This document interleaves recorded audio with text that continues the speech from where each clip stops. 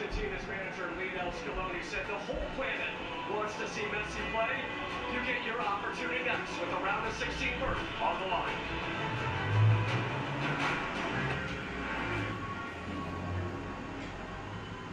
With Kalshi, you can make predictions on anything, right from the palm of your hand. Sounds great, but only goalies can use their heads.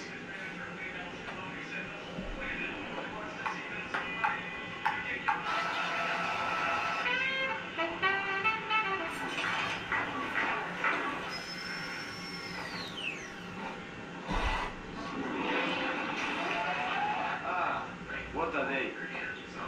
See you tomorrow. Okay, here's the deal. This game is 3-on-3. Who you playing? It's a local crew. My five.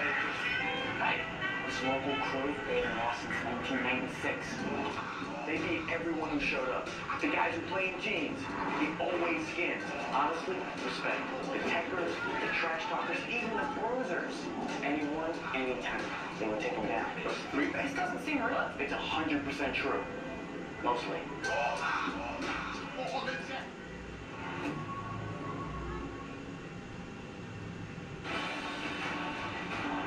FIFA World Cup 2026 on Fox is presented by the Home Depot. Threatening skies above here in South Florida, but the champions are here. Their fans are with them. It is the knockout stage. It's a matter of games away from becoming that first team since the 60s to go back-to-back. It is Lionel Messi in Argentina taking on the Cinderellas from Cape Verde. It's a all-MLS on-field crew. Canadians on the field led by Drew Fisher. The American Armando Villarreal leading the VAR room in Dallas. Yes, this place is packed. Let's take a look at the lineups. It is the same starting lineup for Argentina that they had against Austria. Emiliano Martinez in goal. Once again, the only player to play every single minute for Argentina. Just one goal against them all tournament long. Back forward, Molina Romero, Lisandro Martinez, and Medina.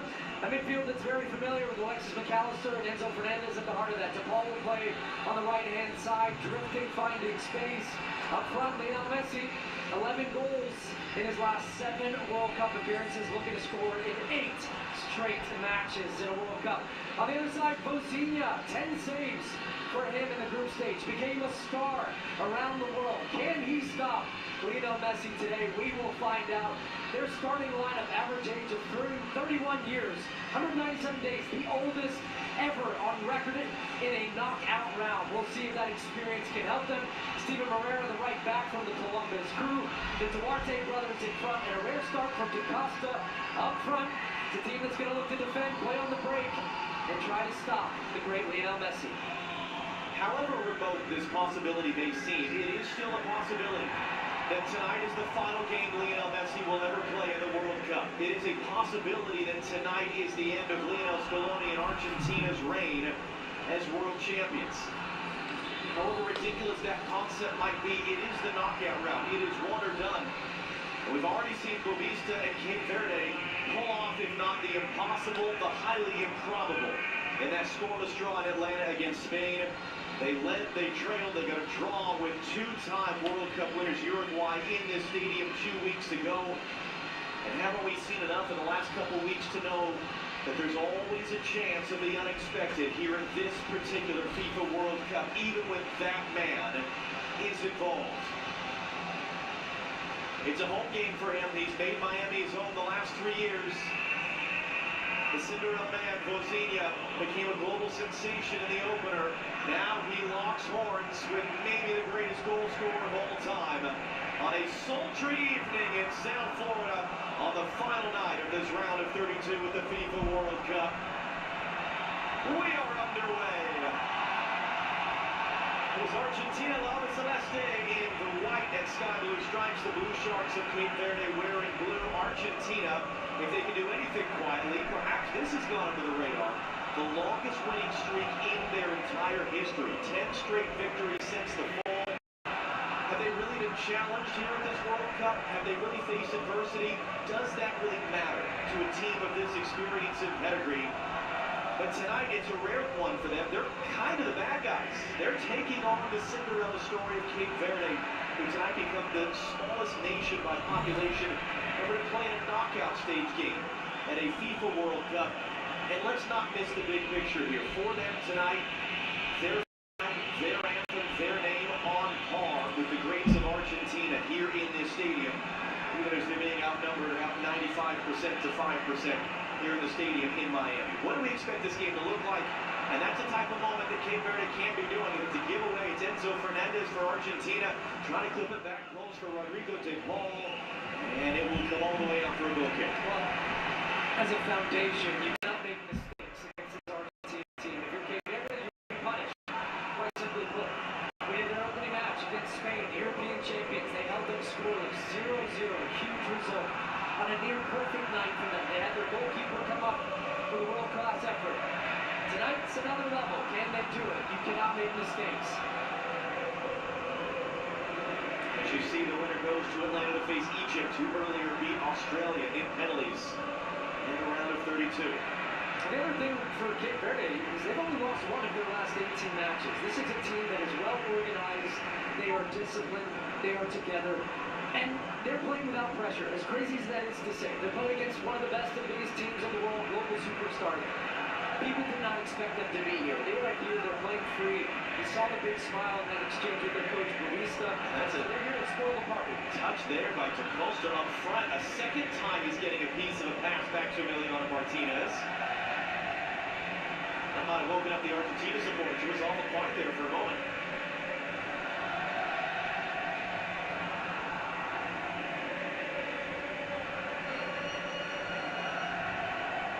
Good pressure that time by Javon Cabral to win the ball away in midfield.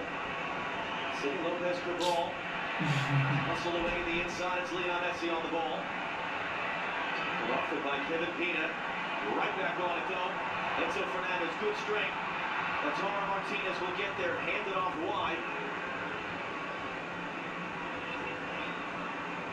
Not a lot of the former Atlanta United player. There are 5 current or former MLS players on the field tonight. I'm streaming Argentina versus Cape Verde match. Argentina versus Cape Verde.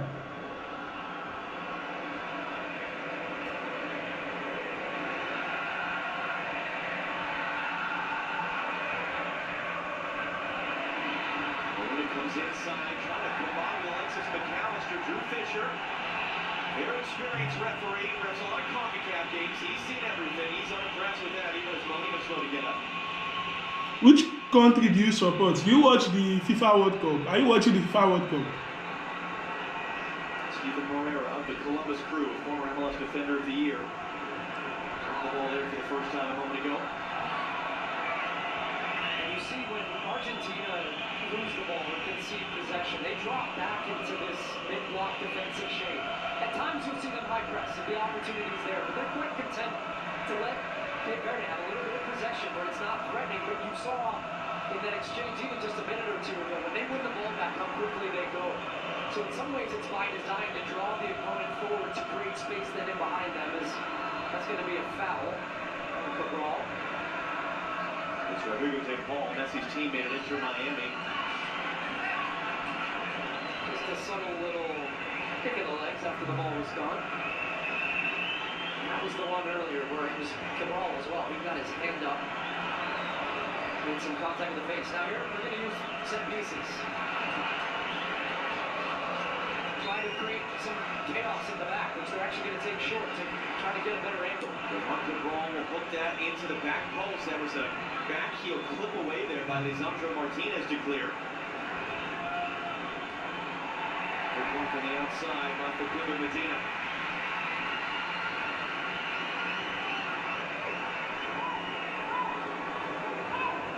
Argentina, as you mentioned, going back to the lineup for the first 2 games, they were able to rotate in the final group stage game, able to get every field player onto the field at some point.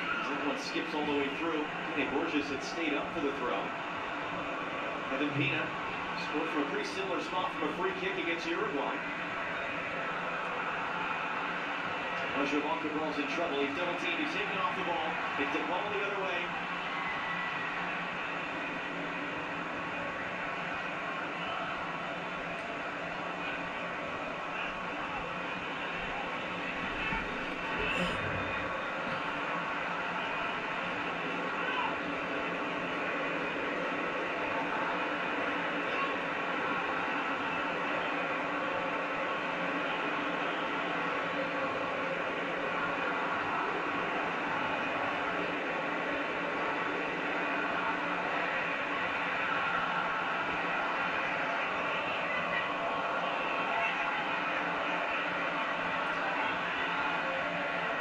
see Messi to the right side of your screen. He's basically got 3 around him at all times.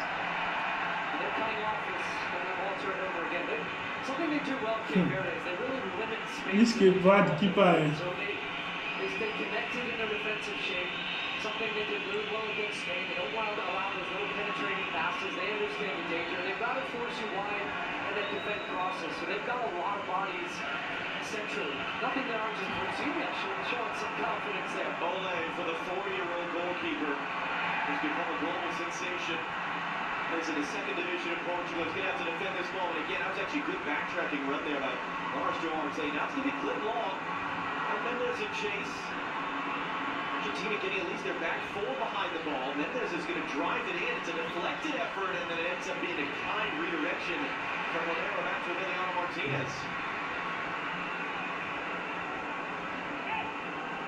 What you're not seeing right now is a Cape Verde team that looks particularly scared. No. I don't think we expected that. You know, even as I was watching some of the substitutes coming out and walking past Lionel Messi and Argentina in the warm-ups, and they're all just focused on that. Hi. Hello, what's up?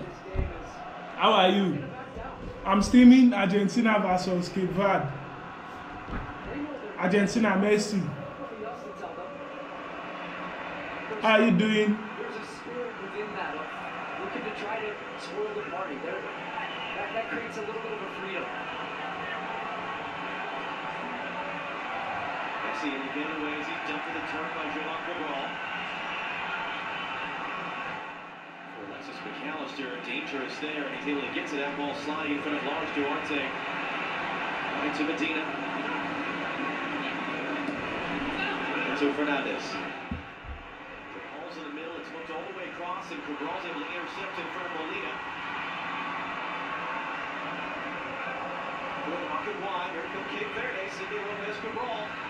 Suspended for the last game, so he's fresh. And look at 4 Argentine defenders around him. They're not messing around either.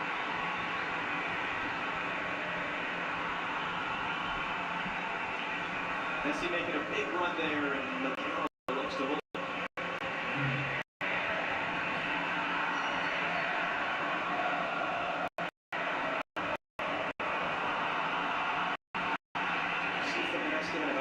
First. This is an Argentina team that knows how to win games. They don't blow out many teams, as Molina just kind of bumps that one out. They tend to grind games out. We've seen that in World Cup knockout stage. We've seen it in Copa America. Here's the skill check from Jose. Shape it up. Oh, there's your pressure. Oh, this Cape Verde keeper, this Cape Verde keeper, he's so composed.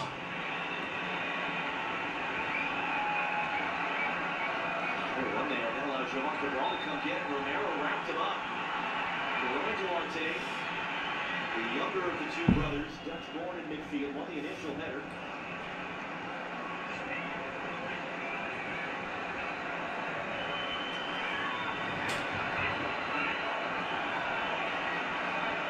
Cabral made his debut for this team 9 years ago. There are a number of the Cape Verde players who've been playing for this team for a very long time.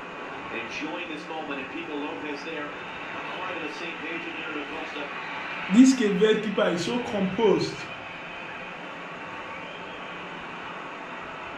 It's a team in Cape Verde. They look to play. They're a pretty defensive team.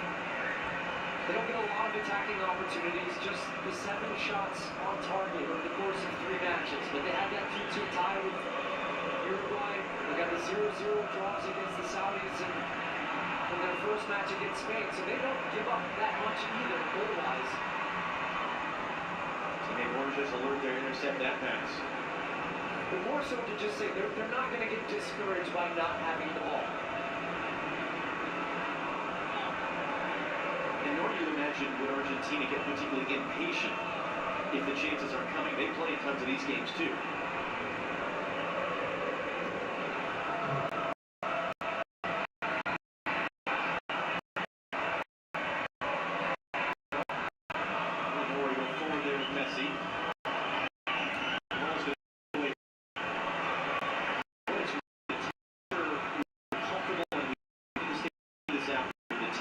Jumped right before warm-ups and dropped significantly in the maybe rolled over. And it is, by the standards of Miami, July, very comfortable right now. So Fernandez line for Thiago Almada, gets it back. Fernandez cuts it in, only man there was Kevin Pina. These moments are interesting for Cape Verde. When they get the ball, what do they do with it? Good block for Lars Duarte to chase. He's going to bring it down on Lautaro Martinez. Great touch. Duarte did really well because that ball was bouncing up with him. Another game, another match. You got President Gianni Infantino.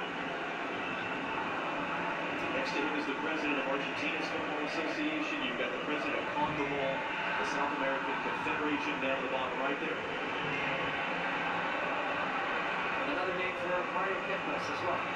Was he in the gym again today? No, apparently different hotel this time. My bad.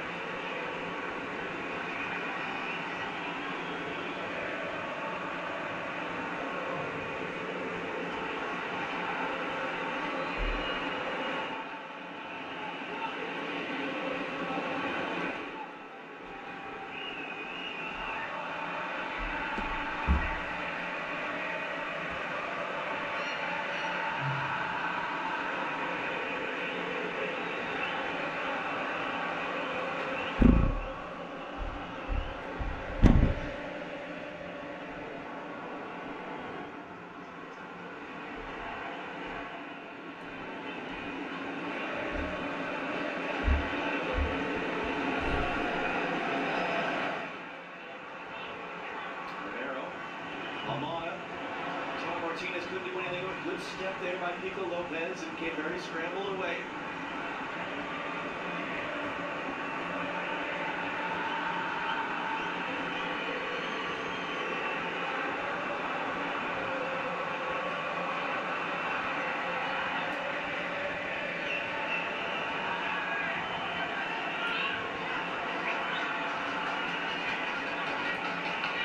So this fan support is something else only Argentina talked about in every match press conference. Just saying, look, there are our 12 man.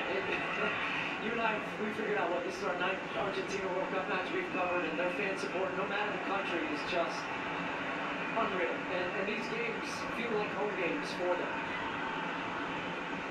To all in a pocket of space. I mean, this is very much a home game. This is the 5th time that Argentina have played, even just in this stadium. They've also played in the other stadium up the road in Fort Lauderdale. The Argentine FA have opened up a headquarters and a training center here in South Florida. This is absolutely a home game for Argentina, a country and a part of the country that they feel very much at home in and very comfortable with. As it comes in for Almada from the ball, he's going to return now. Messi picks it up, rolls it across the face of goal. Took 14 minutes, but the first little shot across the bow. It was the first time they really accelerated and found a gap that they wanted to try to exploit. Messi actually takes that off the foot of a teammate who was about to take it. He comes just sculling across, just his 11th touch of the game so far, but as we know, he doesn't need too many. He waits his time to get involved. That was a time where he just took it up a gear, pulled that one across the goal. It's a tight angle anyways for the shot. There's almost too many superlatives at this point with Messi. He's extending his own record. Game total in the world. 7 games played up for his country. Even that yesterday, it was also a major season that Messi played. It's his 3rd appearance, and now only to Cristiano Ronaldo in men's history.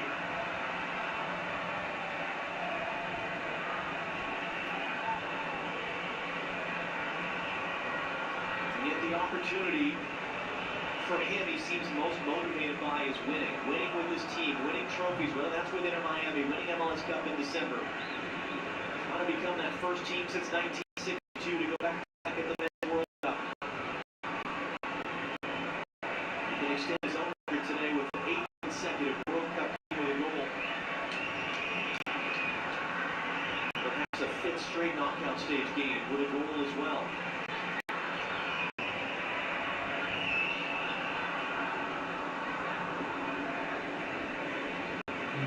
So far, I've been impressed as well with Cape Verde not being so low. It might end up low now. Enzo Fernandez from Medina.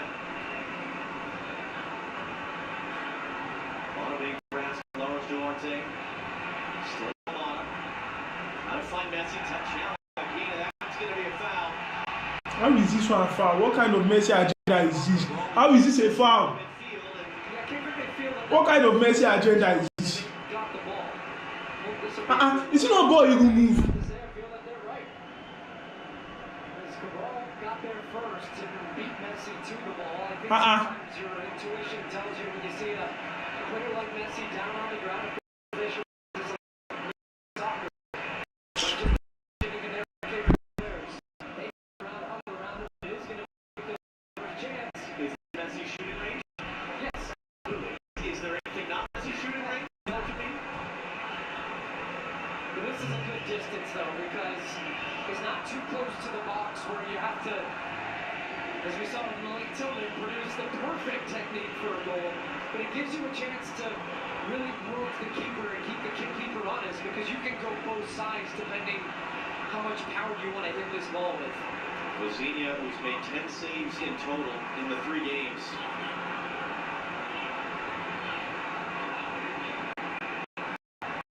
Only 2 goals conceded.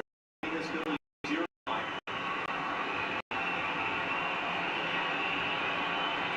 Messi in the last game scored his second career red free kick goal in the World Cup. That's tied for the all-time World Cup record with a number of players, including Pelé and Mr. Beckham, who's in the house.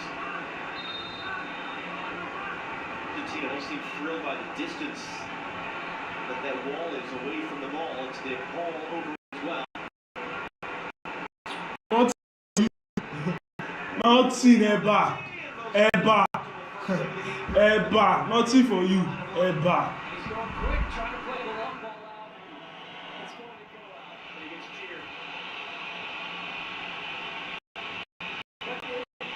Not all these situations within the game. Just put yourself in the shoes of Vozinha. 40 years old, playing their first World Cup, standing there setting your wall against the player that is widely regarded as the best to have ever played the game, and you get a chance to come up with a save. That's the context of these little moments within a game. Molina making the run. It's delayed. Messi is there for a and offside. Messi will not see goal. No goal for him. Ever. And that's the point, right? You should go and warm my bar and chop. For these players, they get to say, I played against Messi in Argentina at the World Cup. Who would have thought that possible a year ago? 10 years ago. It's a wonderful moment. And he also make a real game of this. They have gone through 18 and a half minutes, and Vozinha once again, not lacking for confidence in possession of the ball. Just pass in the middle there, and that was good work to track all the way back in by Steven Moreira of the Columbus Crew. He's now going to carry forward. Sidney Ball. For Moreira, not running this count. Now transition the other way for Argentina. Wants to go to the ball and they'll cycle it around.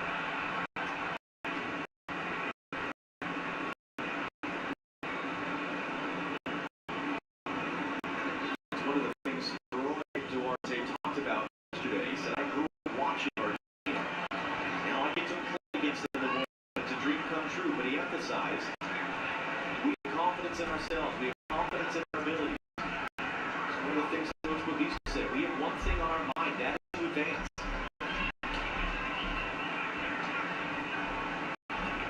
There's Messi in the middle of the field. Surveying his options. Sends it off.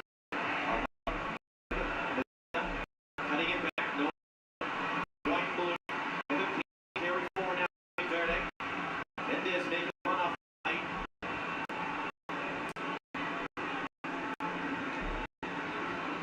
Good for Lars Duarte.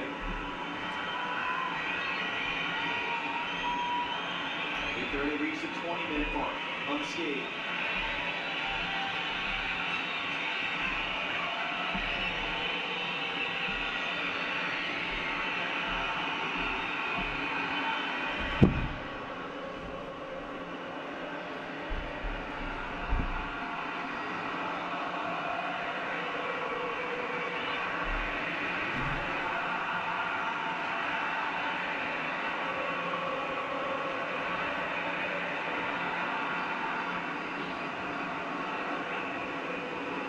Excellent move to bring it away from Lautaro Martinez. Opens it up wide. City Lopez could work.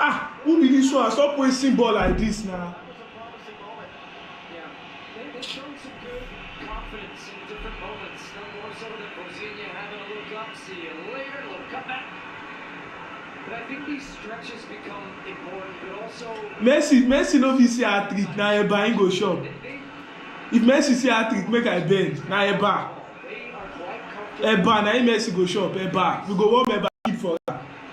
Against the best of teams, and then against opponents that you think they should beat.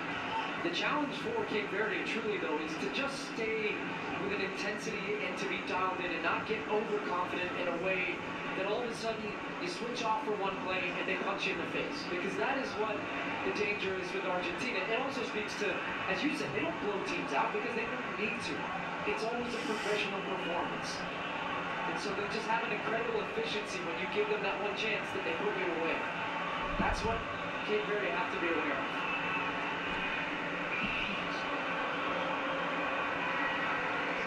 Hey, that Messi agenda too much. See as they pamper Messi. See as if they pamper am. Oga, nothing for you. You no fit see anything for here. Na Eba. Eba.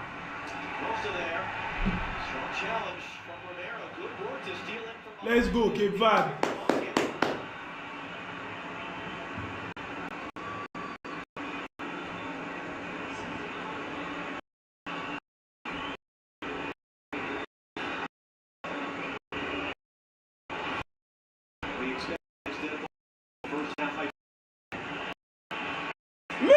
Messi score goal.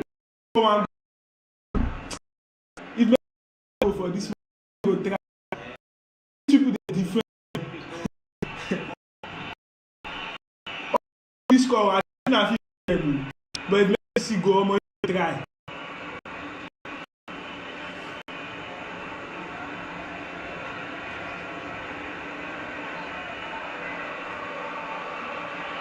Messi now popping up out of the right. Nice little move to get by one. Rolls it forward, tight quarters. That's Cabral first there.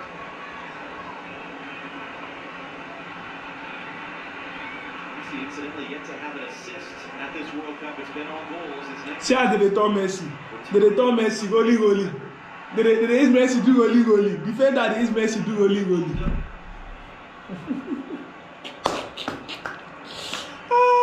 Messi don suffer.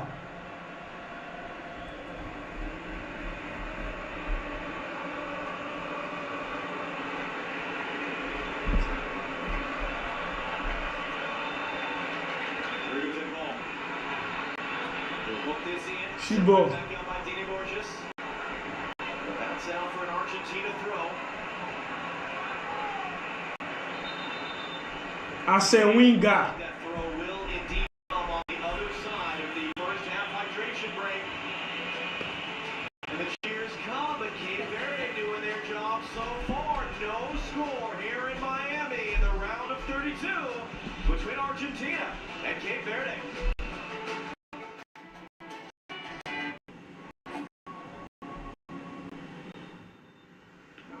YouTube TV is amazing. Why would you settle for anything less? Why would anybody settle for just meh? Can you imagine if Zlatan was meh? I call him. Lions cannot be cold or tamed. Tiny times, tiny times. I'll make the game beautiful. Yeah, no. Don't settle for meh. The #1 live TV service now has 10 more affordable plans. Try YouTube TV for free. There's reading the reviews, and then there's experiencing the meal with Platinum. Get access to Platinum Nights by Resi, dining benefits at over 10,000 U.S. Resi restaurants, and up to $400 back annually on eligible Resi purchases. So go ahead and order the Chef Special. For a life like no other, you need a card like no other. There's nothing like Platinum.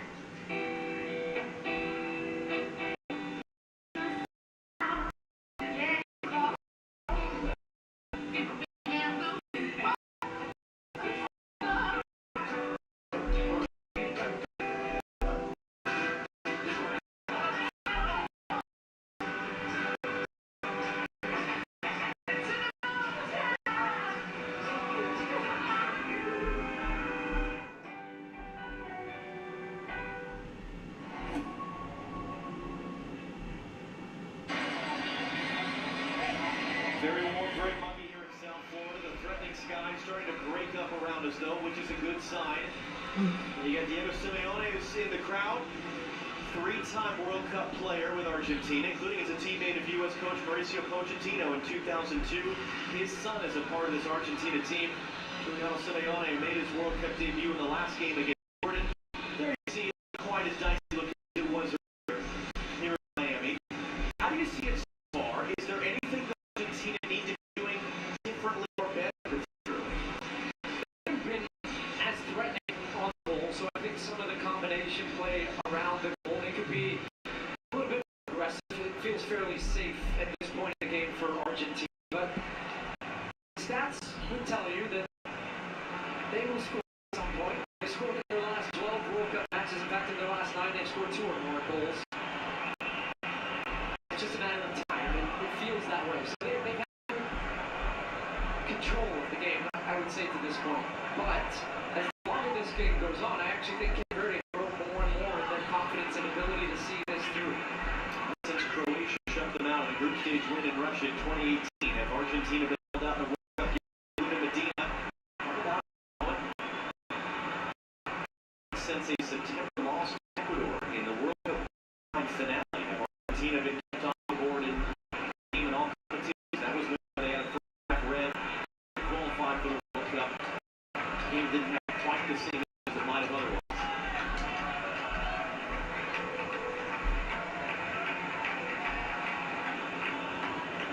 Look long, Messi trying to sneak in behind. Messi has stuck in behind. Hey! As he has done 19 prior times in his career. Not again. Plenty of career World Cup goal. Argentina out in front here in Miami.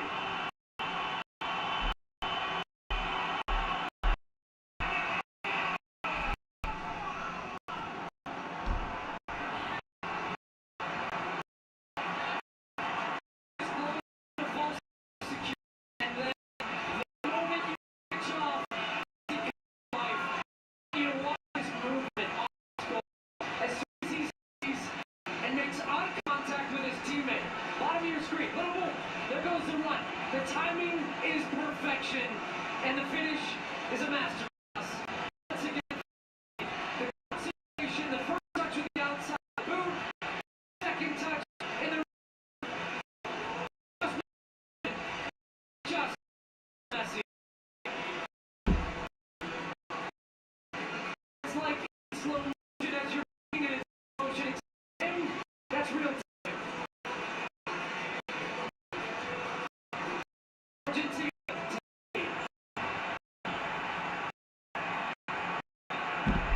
It's the first player since the 1960s to score in 5 straight knockout stage games. That's part of the Messi story.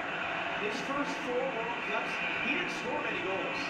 He didn't score any outside of the group stage. Something changed. He turns 35. He comes to Qatar. He becomes unstoppable, scoring goals.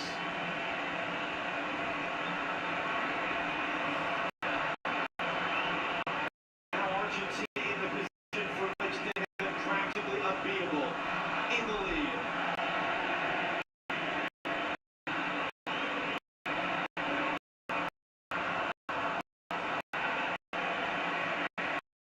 Messi one more. Diego was just beat by a hair on that ball over the top. He'll keep it. Big tackle and knock it away in the middle by Medina. Sliding through there. Steroid to one clear. Right, it is crazy. The team is turning world goal to the 30.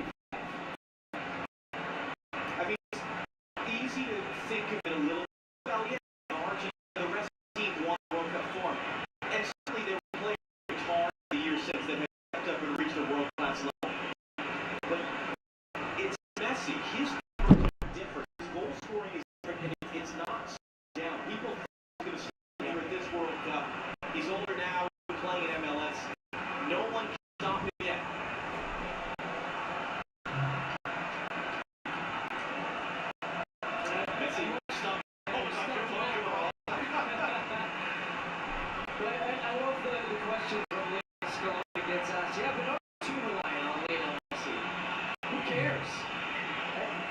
listen, you've heard this about our studio coverage and the different conversations about Lionel Messi, but more so about Argentina. You have a group of players that stand for the star, and they play with these guys all stars on TV, but when it's Argentina, it's Messi's team, and everybody's okay with that.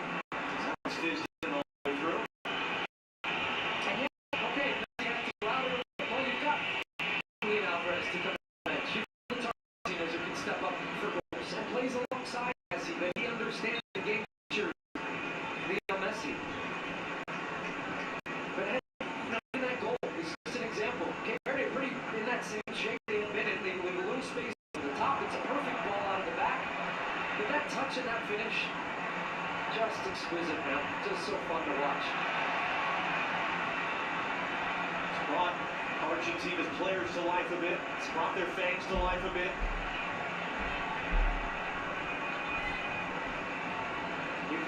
Cape Verde had only actually trailed for 23 minutes total at this tournament. Having led early against Uruguay in this building, how did they react now in the next 15 minutes or so before the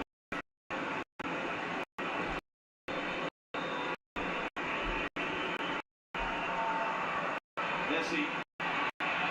Out for Molina. In for Molina.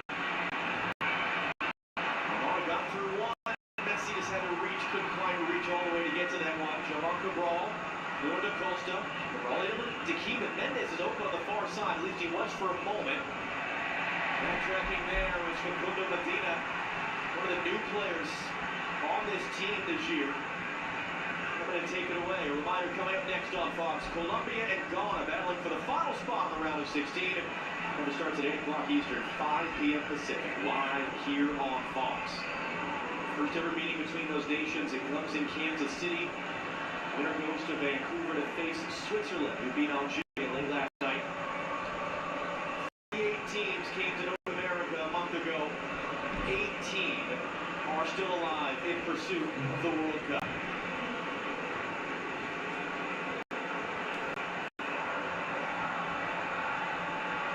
Good ball. And too tall for Thiago Almada.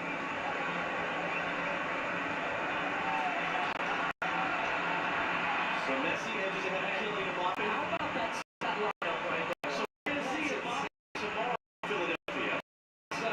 First of all, Martinez, look at that. Clips touch. You go to the outside of the room, and he just stops to cushion. Doesn't drop. That see cushion on the floor. It was like a ball landing on a soft middle to set it up for the second straight. Where then he sees Coutinho go low. All happens in such a split second. So good as well. In France tomorrow, the 4th of July in Philadelphia against Paraguay. Harry Kane and England have a very tough test to come in Mexico City. Erling Haaland in Norway. Against Brazil in Jersey. Yeah, the five at least for now. And you still got Slavo right behind with Spain. They're chasing the gold group. That's 5 of the best players in the world, and they have all been turning up in the tournament, which is so fun to see. And here's Montebello with Michael Ward. What can he put up tomorrow, perhaps? That's one of the very fun parts of this tournament is how the stars have shined. And that is leading off by Fly. Already waiting what he's meant to do. Molina got caught.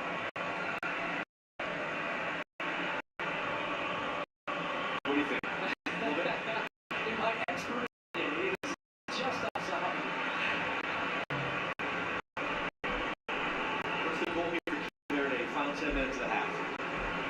Just keep taking it. They've had some good spells of possession. It's difficult for them to try and break down this Argentine defense.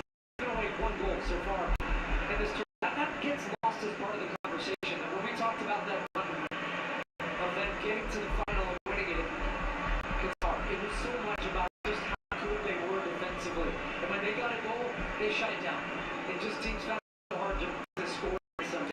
Team commitment to defend. So, and you knew that your chances were going to be limited. But try to use some of that possession to maybe spring a counterattack, maybe get moments where you're isolated and can win a free kick. Maintain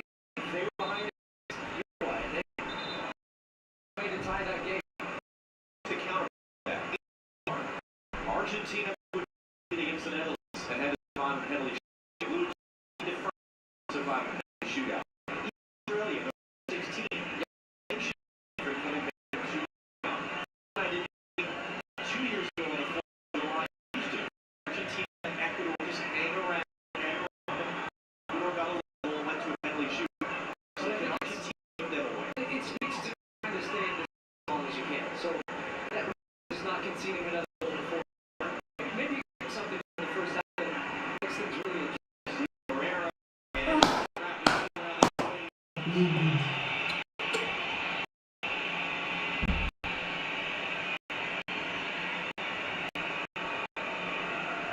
Monday on Fox, the United States taking on Belgium in the round of 16 in Seattle. Coverage starts at 6 p.m. Eastern, 3 o'clock Pacific, live on Fox. Only 20 degrees cooler at kickoff in Seattle Monday night than we are enjoying here in Miami this evening. That is going to be a scene unlike anything we have seen in the history of the men's U.S. soccer team.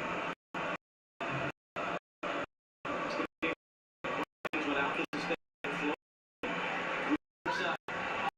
Now, the United States, the second time in their history, advanced to the quarterfinal of a World Cup. They played in a semifinal in 1930. It was when they went from a two-game group stage directly into a final four.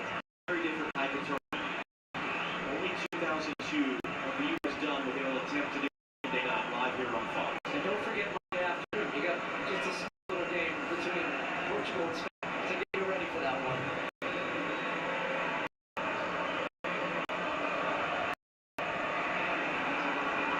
Caught by the Duarte brothers there.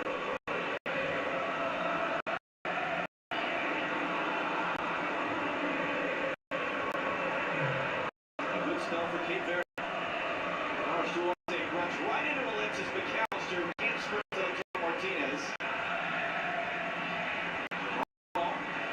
Herrera's making a big run back door. Steven Morero. Hey, then these people dead there. Pescador. Mendez hooks it back in. He has an option. He gets it clear. Will come all the way across. Then pause. Actually, second tackle is going to be a foul. And Fish waiting to watch a moment.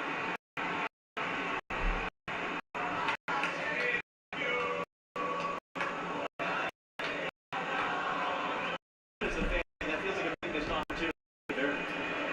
First time they were able to get both full top and wide. Herrera from the first group got into the just didn't really have options in the box. Trying to make something out, came over to City Lopez Cabral, then couldn't quite work it up. That was a good approach for them getting it forced. Argentina and even Almada and their wingers back to try to defend.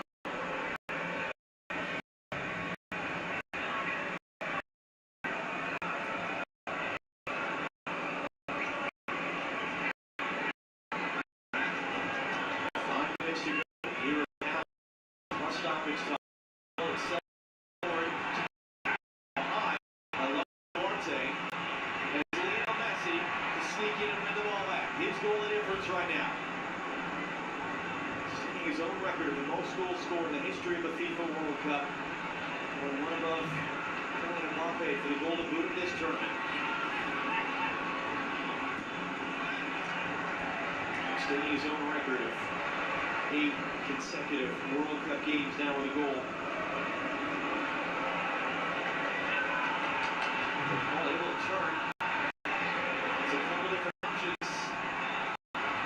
Bouncing off the foot of Enzo Fernandez, Medina, Messi, and an offside flag somewhere in that Argentina, I believe, on that sequence. The ball was breaking into a pretty dangerous position. He had a lot of options, almost too many options. He gets caught by a couple of different minds, and then eventually he was trying to clip it to Medina, who came back from an offside position to get it.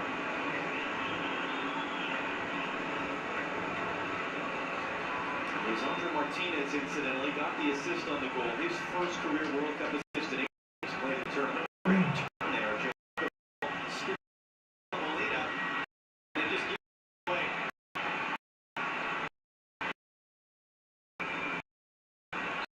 It was out. Bank of America halftime show live on Fox. Trying to see down to our right if we can see Rockstone and crew here in the stadium. Or do they move over to the left-hand side? I think he's waving at me here. There he is, in fact. Rob is waving. There you go. We see him. Oh, I see us. They're down to the left, that's right. I see Peter Peters. He was sweating before the show even started. He's got loads of fans over there. He's staying cool. I was looking at that. They're coming up. Here in Miami, good pressure there on the Gulf State.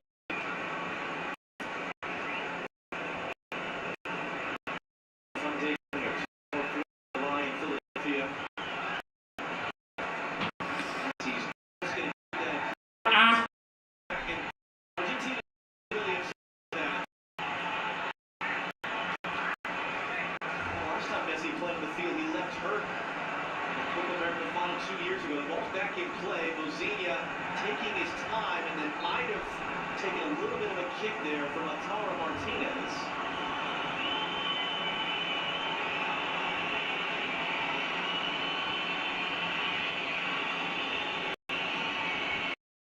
Catch a little bit of his ankle.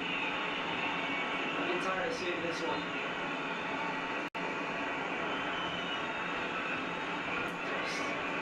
The quickness of the release is so impressive as well. That time from the touch to then the finish. And also you saw that Mozinha had that near post pretty well covered. And he was making himself big to block off the backside of the net. And then leaves the top side of the net open. Then he found it. Like we touched on, he had not scored in 4 editions of the World Cup. He played in 8 knockout stage games without scoring a single goal. 6 goals in 19 total. Great by human standards, but very different now to what he has done with 14 goals, 11 games, including scoring every knockout stage since the beginning of the tournament in Qatar. Miroslav Klose, who was the previous record goal scorer at the World Cup. He knew his record was going to get broken. I didn't think he would get obliterated. Boy, he has.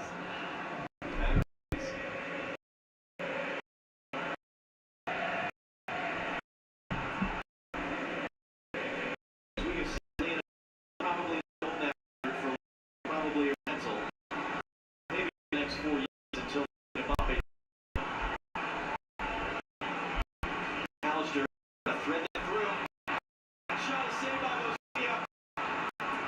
Renzo for there who was closing first to the direction. Second save Mozinha tonight. Messi. 30 seconds plus stoppage time to go, and if you're Cape Verde, you love to get to the half at just 1-0. Yeah, second goal conceded before the half really just finishes you off against this Argentina team. You go into the locker room with no hope.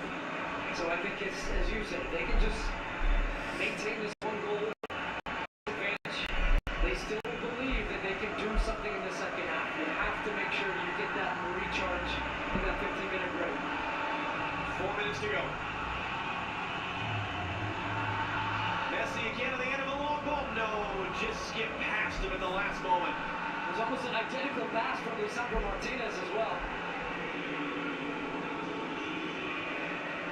This was the shot at the top of the box that came from Enzo Fernandez.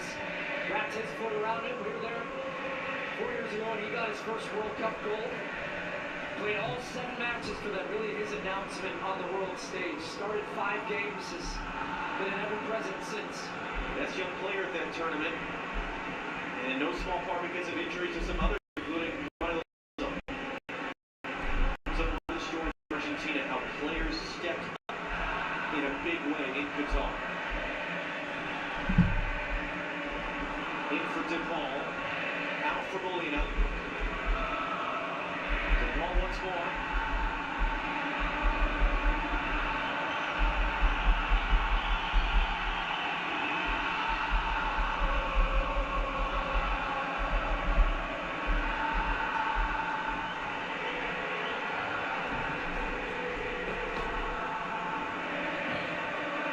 Fans in Miami trying to will a second.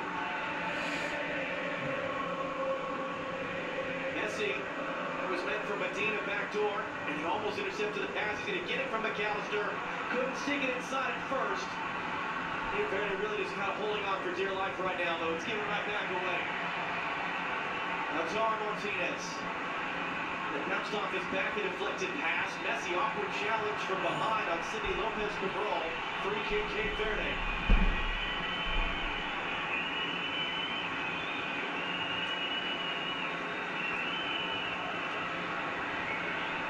Ends up just catching the leg as he's reaching for that one. Another look at this strike. Does really well to get his hips around it to strike it on goal. But good save as well from Muzinha, who's made a couple of saves in the half. Only the one goal against him, and that's the difference in the game. Final 2 minutes of the half here in Miami. It's a very composed and controlled performance so far, though, from Argentina. They get danger. There's maybe been the one little attack that started to develop down the right side for Cape Verde, but other than that, they're playing the game at their speed. They're complete control. Run to the corner to get there, Lars Duarte. And he's heads off the ball on Medina. It sounds like a negative thing to say that Argentina would do the bare minimum. It's efficiency, it's an intelligence that they have. Yeah. They know what these turns are. They know what to do in the final moments of the final games. I think that's saying when you think about these tournaments, they come in thinking 3 games, 5. They think about 8. They will rotate in moments in the second half. They have the liberty to rotate during the group stage in the third match against Jordan, and they can just do enough and get through, and that's a perfect night for them.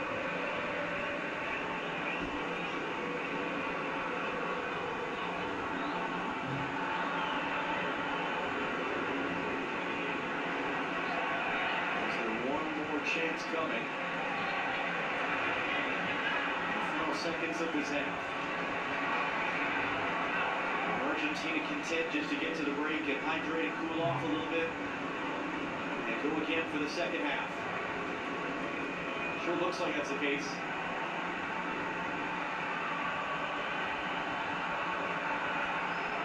And Drew Fisher will bring the first half to a close. A first half that features the 20th goal of the World Cup career of Lionel Messi. Rob Stone on the other side of the break.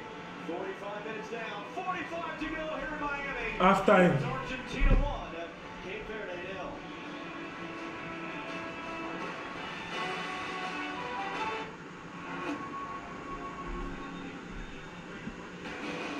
Today's match is sponsored by Walmart Plus.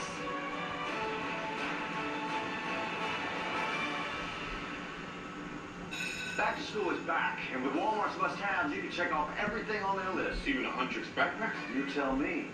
Walk with me. Hey guys, see? You gotta elevate the basics. I like butter. I can see that, Zoe. With a fit this sharp, they can cut the lunch line. All this? All at Walmart prices? Oh no. Knowledge is power. Wait for me! The Colonel has a bucket list. The $10 one. Monday nuggets. Tuesday fried chicken. Wednesday wings. Thursday fritters. Friday nuggets again. Now that's living life to the fullest. Get a $10 bucket of the day from KFC. Let's try on this one. I look beautiful in it. Now I'm gonna make them to proud. The FIFA World Cup is back there. Hop on the bandwagon! Bandwagon fans? Do you fancy soul and baby? Why are you talking like that? Come on, jump in! We can drive on the left side of the road! Play for the Ultras?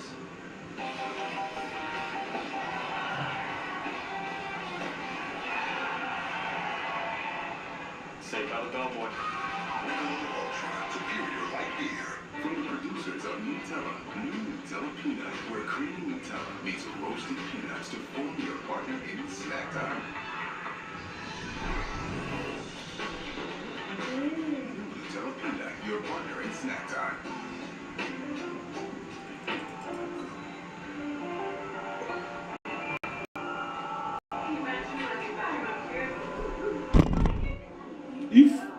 Ronaldo did not win this World Cup. I rather support France, but Argentina must not win this World Cup. I repeat, at all costs, Argentina must not win this World Cup. They must not go back to back to win this World Cup.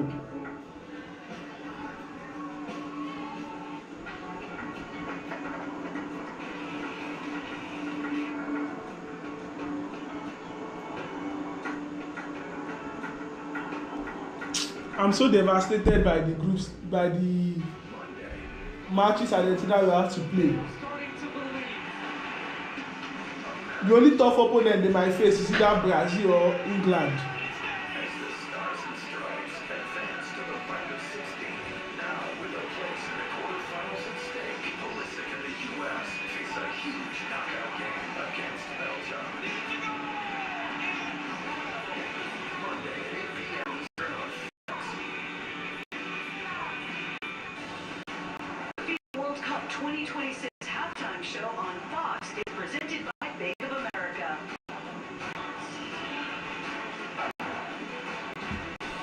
Lionel Messi, 29th minute, his 20th World Cup goal, 7th at this edition of the World Cup. 1-0 Argentina at the break.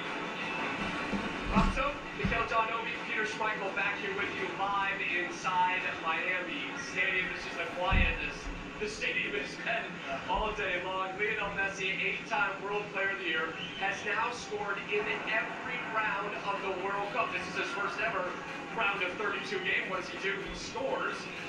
And he almost scored in the 15th minute on Argentina's first shot of the match. I don't think this is his best action at all.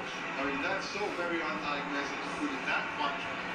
And you're thinking, okay, he's probably in his mind thinking, oh, I let my team down. So now Stuart Rock in commentary said this is Messi range. I don't think that's Messi's range anymore.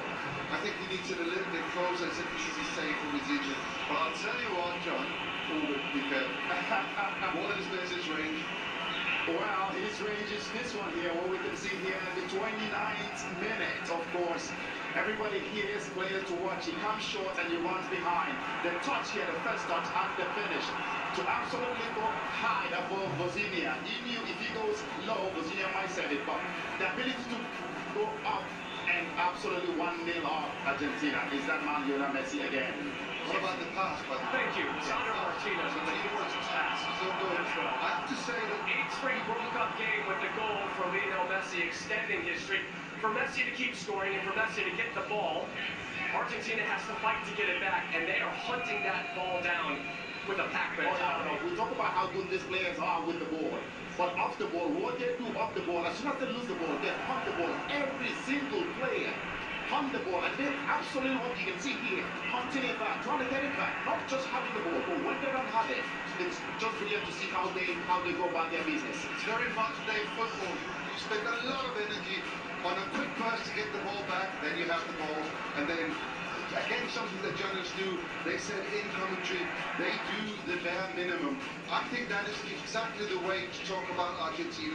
They do the bare minimum. They have everything under control, and they know it's a long tournament. If they don't win the World Cup today, they're doing well. Messi has scored the opening goal in all 3 of his starts at this World Cup. Argentina, of course, seeking to become the first repeat World Cup winner since '62, and they are halfway towards a round of 16 berth. The report from the U.S. camp coming up next. Wayfair's 4th of July clearance is here. Right now through July 6th, save up to 70% off everything home. Like outdoor seating, dining sets, grills, and more. And get it all with fast, easy shipping right to your door. Now is the time to get your space ready for barbecues, backyard hangs, and summer parties. Plus, score surprise flash deals for just 24 hours. So don't wait. Shop Wayfair's 4th of July clearance now through July 6th for can't-miss summer savings. Wayfair, every step home.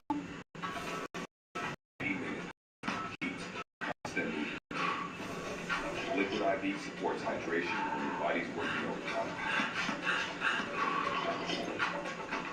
Liquid IV. Every goal starts with hydration.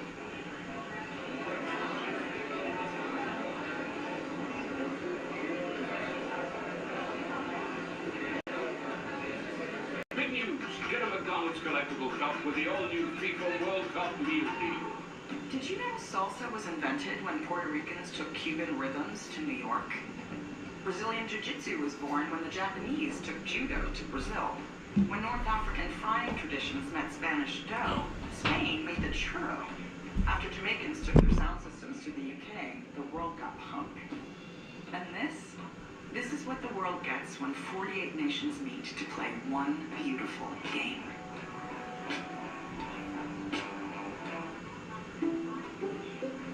The place you call home is important to you, so it's important to Allstate. Home is where you make all your best memories. Backyard campouts, early morning coffees. Oh, left. Oh, it's your yard now. Because it's not just the home we protect, it's all the memories you make there. Nice work, you two. Come on, buddy. If it's important to you, it's important to us. You're in good hands with Allstate.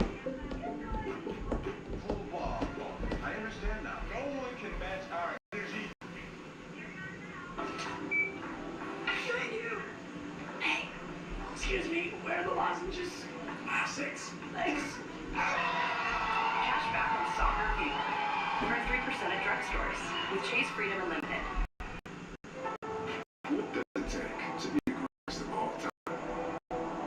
It's not just leaving defenders chasing shadows, or turning goalkeepers into statues. It's making the game, your sport, and everything around you better.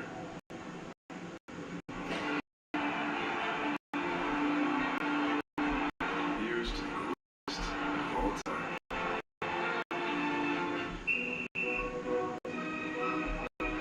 We invited passionate soccer fans to push Nissan vehicles to the limit, just like they do with their teams. Further proof that the Nissan lineup is tested and trusted by the toughest. Hurry in to bring home a winning offer at the Nissan Summer Sales Event. Get 0% APR at select model trims for well-qualified buyers. Or get up to $5,750 total savings at select Frontier trims. What about Greek?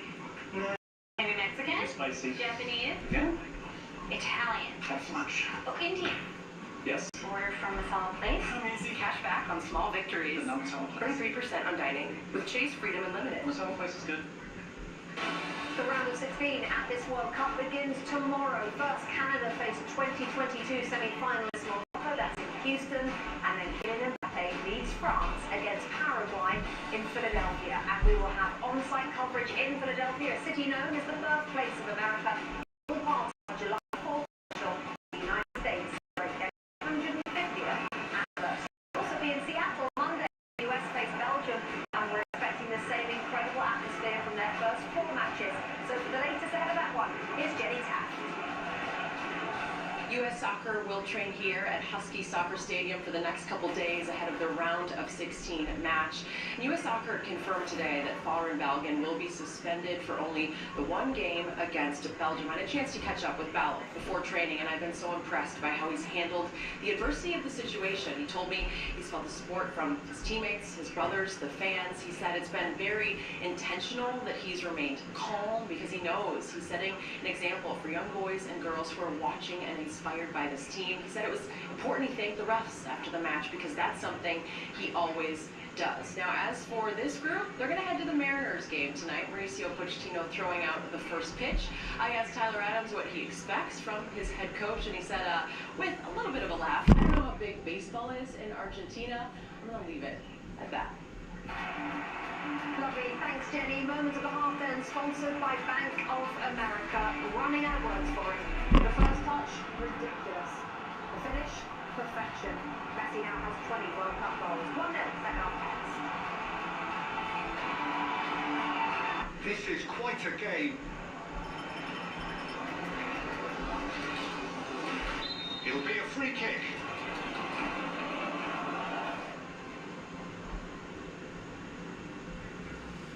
Oh, what a goal! Unbridled joy! And emotion overflows.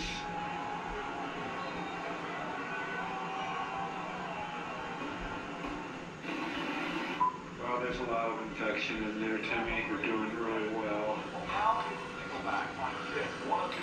Are you feeling anything? Coffee. I don't understand, but this is going very well, huh? Coffee. Coffee? Coffee. Coffee. Coffee. Coffee. What's coffee? This chicken really things. Let's try on this one. I look beautiful in there. This is cute.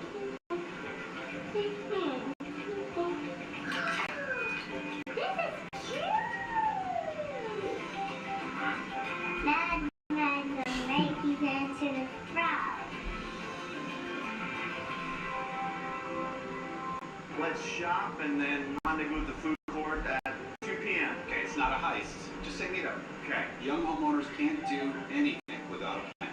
Okay, what's our plan of attack? It's a flea market. We're not attacking anything. All right, we should hit rides first, then concessions after. How about we just eat when we're hungry? What if one of us is hungry, but the others aren't as hungry? I'm not hungry right now. I feel like they're now or though. Progressive can't protect you from becoming your parents, but we can protect your home and auto when you bundle with us. Hey, doctor, maybe we should regroup at the shrubbery?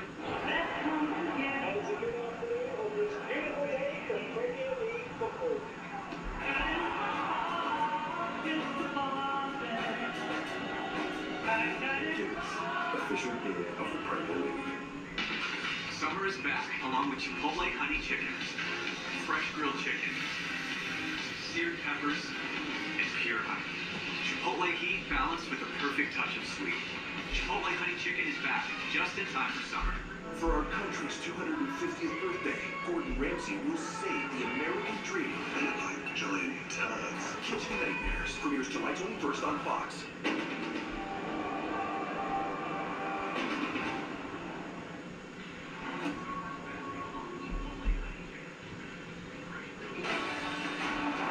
FIFA World Cup 2026 on Fox is presented by the Home Depot. Quick reminder about our star player cam, where the camera focuses on key players all game long. It's available live on Fox Sports TikTok and YouTube channels, and you can follow Lionel Messi in the second half. Later on, you can follow Luis Diaz as he plays right. Rob Stone on site there in Miami. Back to you, Rob. Thank you, Rebecca. Argentina just taking the field over my left shoulder right now. They're up 1-0. Lionel Messi's numbers through 45 minutes, 37 touches, 3 shots, and of course, Peter, that 1 goal. What do you expect from him and Argentina here in the second 45? I'd expect they're going to come out and play exactly as they played all the other games. They're 1-0 up, they're controlling the game, they're controlling possession, they're getting the ball back really, really quick. And then at some point, they'll just give it to him, and then something will happen. They've played absolutely brilliant. They've controlled the game, and of course, when you control the game, you have the initiative, you get great chances. And when you do that, this man here will finish those chances. So we're hoping to see maybe he's gonna score again in the second half. Messi, the first to score 7 or more goals at multiple World Cups, did it 4 years ago, has already done it here in 2026. We'll see on the post-game show for the second half call once again, John Strong and Stu Holden, guys. Well, think for a moment how many billions of people dream of being a professional soccer player. What percentage of those ever score a goal in a professional game? What percentage of those ever get to say they've scored a goal in a World Cup? Then Lionel Messi has scored 20 goals in World Cups. If anything, the problem is the spectacular is becoming somewhat ordinary. It's becoming somewhat routine. We should never lose sight of how remarkable it is that we get to be witness to all of this. Second half is underway. No changes for either side. Argentina, a little bit of intent for a moment there. What are you looking for here second half? Because for all that, it's a one-goal game. Yeah, it is. I think can vary from their perspective, be a little bit more dangerous in the transition. They've shown that they have some capabilities to break away. They've got some speed. The second half, let's go. Talented players in the forward part of the field, but yet the execution, that final ball, the final pass, it just hasn't quite been there for them. But as we said, they're in this game within a goal. For Argentina, I think it's going to be to try to find that second goal and just put this game completely away. I would imagine Scaloni's going to use his bench again, as he has done throughout this tournament. you bring some guys on also that are looking to prove a little bit of a point, getting in amongst the goals, feel a part of it. So we'll see at what point they do that, and at what point do they really try to go for it and go for the jugular to finish this game off. But normal service resumed as expected here. All the while, you imagine at this point, all the Egypt players and coaches in Dallas are watching this one, having beaten Australia in a penalty shootout earlier, because they await the winner of this game in the next round up in Atlanta. Messi rolls it forward. Almada's come all the way across to the right. Looking on Kevin Pina there, who will not let it by. And that ball's going to be out of play for a Cape Verde throw.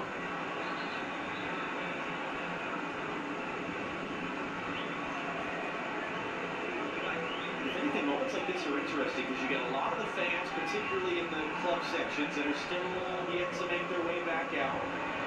Fans in Iran are slowly getting themselves forward. There's this 5-minute stretch at the beginning of a half before everyone kind of really wakes up and dials in. Can Cape Verde take advantage of the moment? Mark the ball, trying to hold off Alexis McAllister.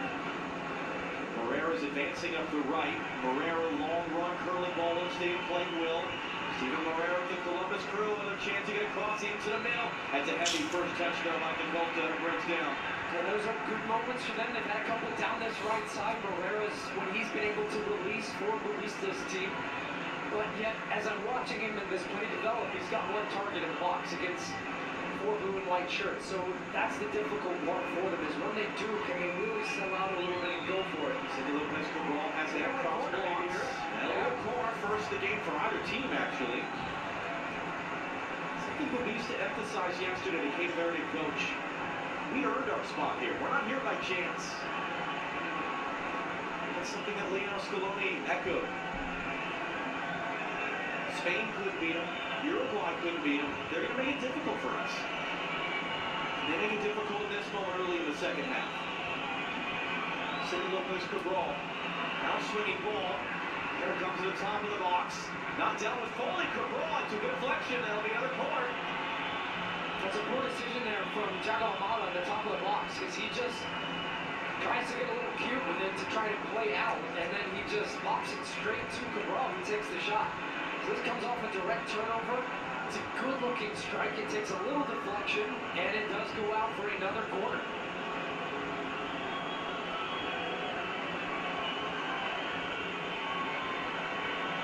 Lopez Cabral didn't play a single game for his club team, Benfica, in the spring. It's been a regular starter for Cape Verde here. Out-swinging ball to the back post, and a couple players collide with each other. Argentina scrambled it away. Ramos Duarte able to hold it in. Man down in the box for Cape Verde's. Mendez just takes a swing, and it ends up in the stands. Javon Cabral, who is down. I think he potentially collides with his own teammate here. Yeah, the two of them, because he goes flying over Rodrigo de Paul. Oh boy, yeah, tough landing. Cabral back to his feet, and that into plays. Lautaro Martinez undercutting Pico Lopez there, and a few groans from the Argentina supporters.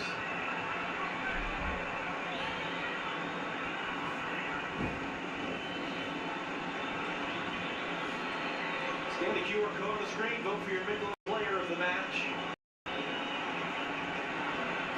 The goal so far. Bozinia, a pair of saves. Cape Verde, the smallest nation ever to play a knockout stage game at the World Cup. But keep in mind, they're not here because of the format expansion. They were the runner-up in the group. They qualified out of the group ahead of Uruguay.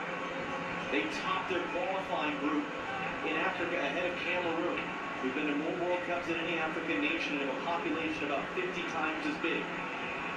Cape Verde are not here just because the World Cup got bigger and gave more spots to other people. As Babista said, they've earned their opportunity, and they've competed at a high level here at this tournament. What can they do against the defending champions who have won 10 consecutive matches, an all-time Argentina record? Awkward there as Lautaro Martinez was trying to make a move with that when Kevin Pina stepped in. Argentina have been playing games since July of 1902. This is their all-time longest winning streak.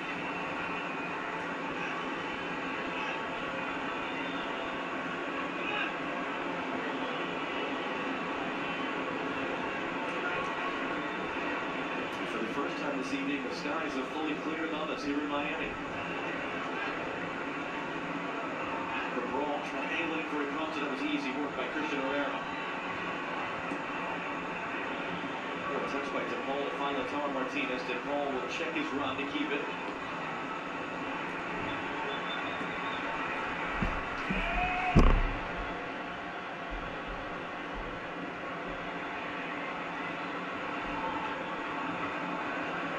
As we said in the first half, this is an Argentina team that have become experts at doing enough. Not expending more energy than they have to. Move on to the next round. Messi, long run, far side of Lautaro Martinez, can't bring it up, played low.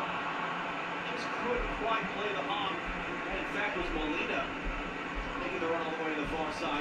Messi dropped really deep to get his first touch of the half, and putting his full passing ability on display with that ball. Just, I think Molina was trying to judge the play of it because it had come a long way. I thought it was going to be a turnover. This is going to be a foul. Lead on Herrera.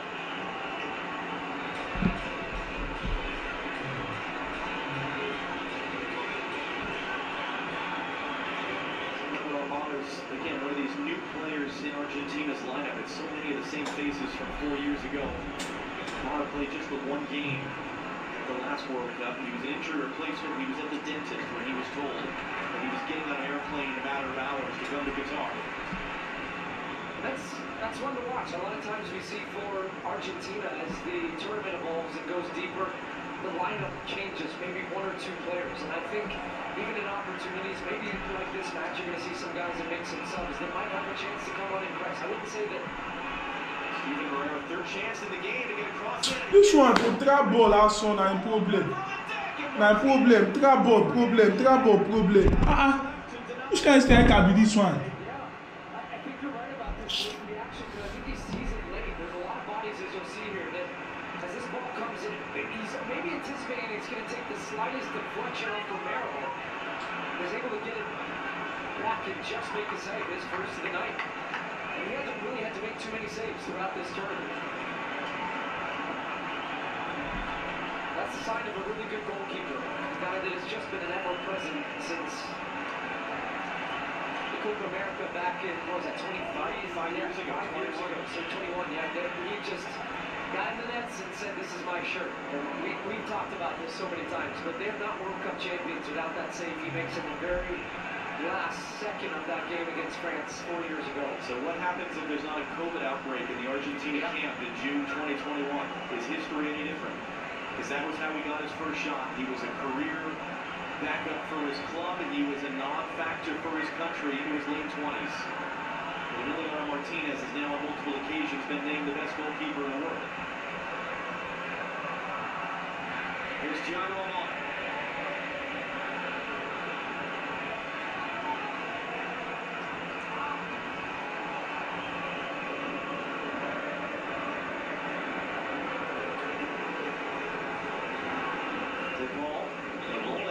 McAllister, Messi, DePaul, still running to the ball, and it finally broke down on clearance only as far as Messi. So Fernandez hands it off.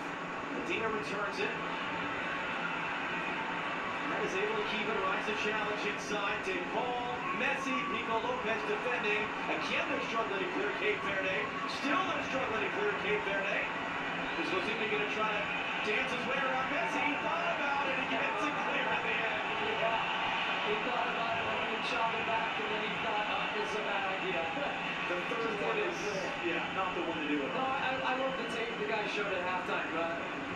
Mikel put together that tape about just the way they pressed, and you listen to them. We talked about it in the first half. They have a commitment to defending as a team and as a unit. No matter the situation, no matter the time in the game, they know when to go, they know when to not, but they recognize that, look, when that ball turns over, we got to win it back as a team. He intercepted that kind of reckless ball out by Emiliano Martinez, just played it into nowhere. So Paul Quinn coming from behind to take the ball. Giovanni Cabral has it now.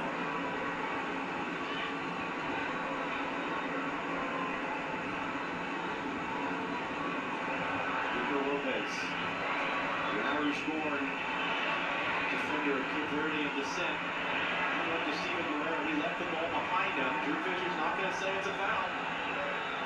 Medina went down. Still Cape Verde in possession.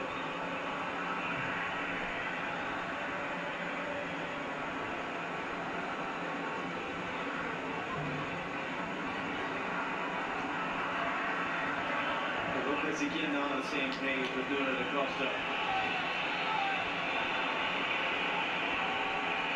This was Rosinho. We saw his cutbacks. I think he was thinking about there. Can I take it back? Maybe chop him. And there's a little exchange of the two of them after that. This is another look at that save from Emiliano Martinez. Yeah, didn't really take a deflection, but you saw his. It's not that he didn't see it. I think he was just waiting. Do I have to anticipate maybe for a touch here from Romero? And then once it finally came through, he was able to get down to make that save to his left. So maybe that's the experience there, right? Yeah, Just not committing. The best goalkeepers in the best teams, and we've got one of them in our studio, Peter Schmeichel. It's still your ability when you're not having to do a lot throughout a game to then make that one save when you have to, and he's done that so many times throughout his career for Argentina. On a tackle away by Dine Borges. That's going to be a foul there as Lars Duarte had it back inside and he got chopped down. Verde preparing to go to their bench in a moment.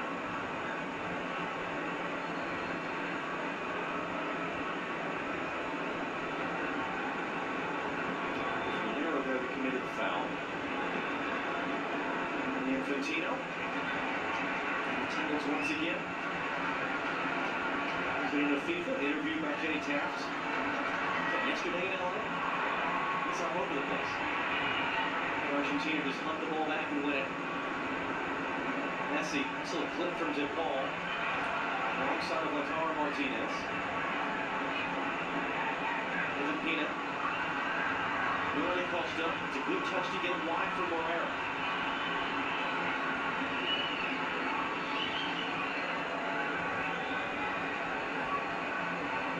Duarte brothers there playing in the middle. Wide it goes to City Lopez Cabral. Open up to Paul. To the middle, Lars Duarte got away under some pressure. Couldn't find a teammate. And Medina just gets rid of it. Pico Lopez wins it back. Keeps it away from Lautaro Martinez. Steven Guerrero carrying forward, hands it off wide. Ryan Mendez, nutmegs the pass in, tight end. Tobojo!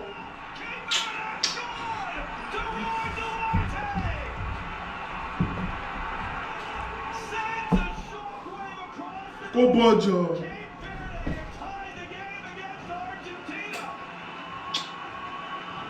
How it can be now? Eh? How it can be now? How it can be? How it can be?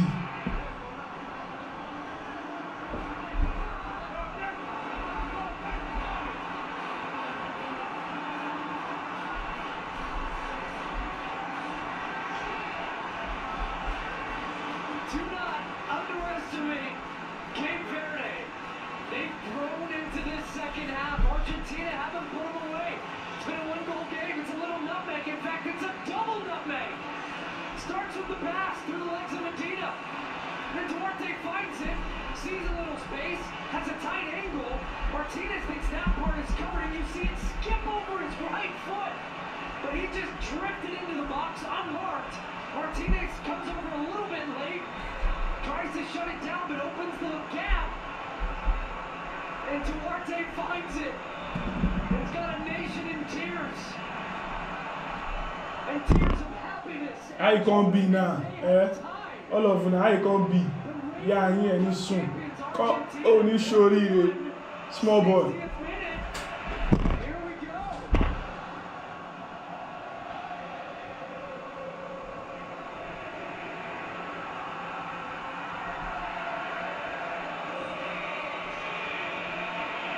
Double substitution coming from Argentina. They were already planning for it. I was just going to say that they were planning for this before that goal went in. I think recognizing that the level, it wasn't quite as intense that they wanted, but they were not in trouble until they were. So this got really interesting, my friend. They're going to hold the subs. Cape Verde were preparing a double switch.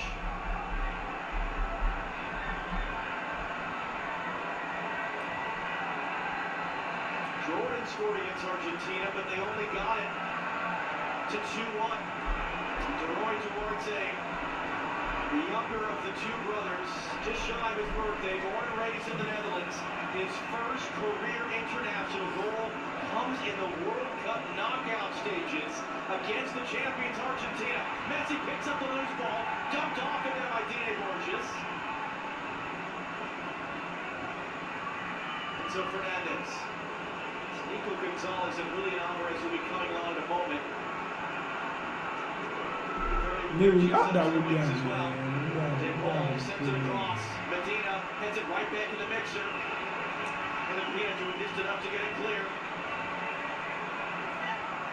And a double sub coming in response as well from Cape Verde. So this is a move for both teams where Cape Verde want to keep the energy levels high as well because you've got to still continue to press and work and dig in. But it's a different game state for them now from chasing the game to almost back to how we started the game where they're right back in this. Oh, great touch, Lautaro Martinez, Leo Messi, keeper. Cleared behind. And my tag on that was going to be you're back in it until you're not. Because Messi right there is through on goal and you're thinking, here we go, it's 2-1. And on his right foot, I was about to say weaker right foot, but he scored plenty with his right. He just hits it right at Bozinha. Made a good job not to commit early, not to give away too much of the goal. But that little slip pass opened up that Cape Verde defense, and Bozinha comes up with the biggest save of his life. That was Lautaro Martinez's last action, the layoff there for Messi. He's replaced by Julian Alvarez.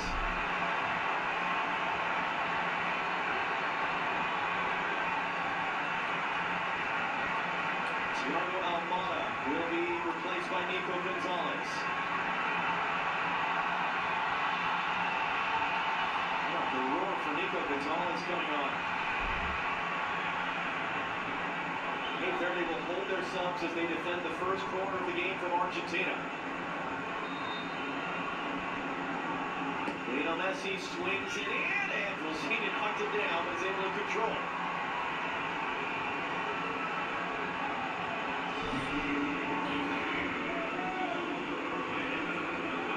That look was one of disbelief there, wasn't it, from an Argentine fan? There's an old saying, though, if you're going to strike the king, it's best to kill him. Yes. Because have you wounded Argentina, or have you just made them mad?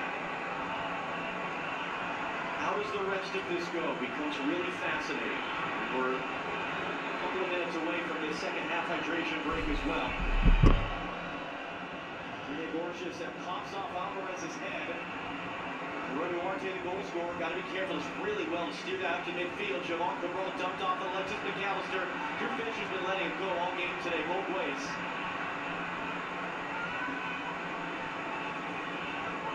McAllister out to Molina. McAllister in for Messi. Messi across, seeing eyeball for Nico Gonzalez. They get to the byline there. Steven Moreira knew that was coming. That's a good tackle on the outside by Ryan Mendes. Just to pause the attack. Sandro Martinez has the assist to the Argentina goal. Medina.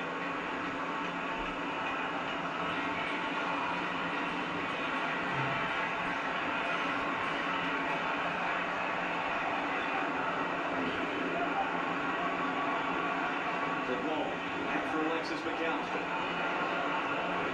McAllister will flip that up.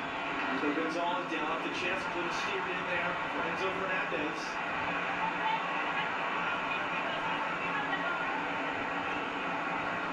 At least an intense conversation right now with one of his assistants and just urging calm to his team just there. Reno Scaloni all by himself at the edge of his technical area, looking on to see how his team reacts. Said they haven't really faced any real adversity at this World Cup. Here we go.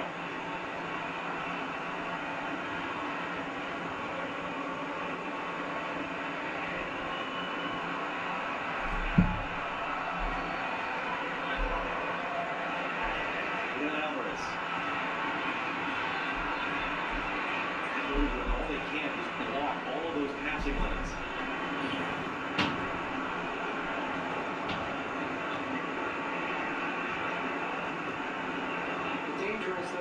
Verde. You don't want to just end up too low. And by that, you mean too close to your goal. Trying to sneak in behind, down up the chest, and the flying scissor kick there from Enzo Fernandez. It was Nico Gonzalez, the initial one. That's the way they scored that first goal, was using this ball from their center backs to find a penetrating run from a wide player. Gonzalez jumped into the game, found another spot, laid it off back, and now Cape Verde are going to make their 2 subs. Leonardo Costa got the start after coming off the bench in the group stage, replaced by the man he replaced in the lineup, John Livermezzo. And Jamiro Montero, the former Philadelphia Union and San Jose Earthquakes player, off for Lawrence Duarte, the older of the two brothers.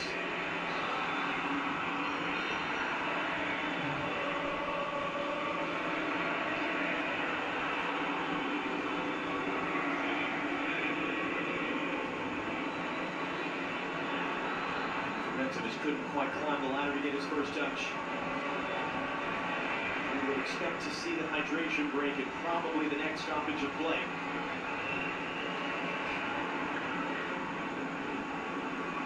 These hydration breaks, especially the second half ones in particular, because when a game's tight like this, become really important moments for these coaches to make the little tweaks and changes they want to. When you put new personnel in, it gives you a chance. Here's Messi. Julian Alvarez made the first tackle to keep that, and Messi's just dragged to the ground there by Kevin Pina, who's going to get a yellow card. Now this is a distance again, it's further away. You heard Peter Schmeichel at halftime saying this isn't Messi's distance anymore. But Peter, you're up to his right.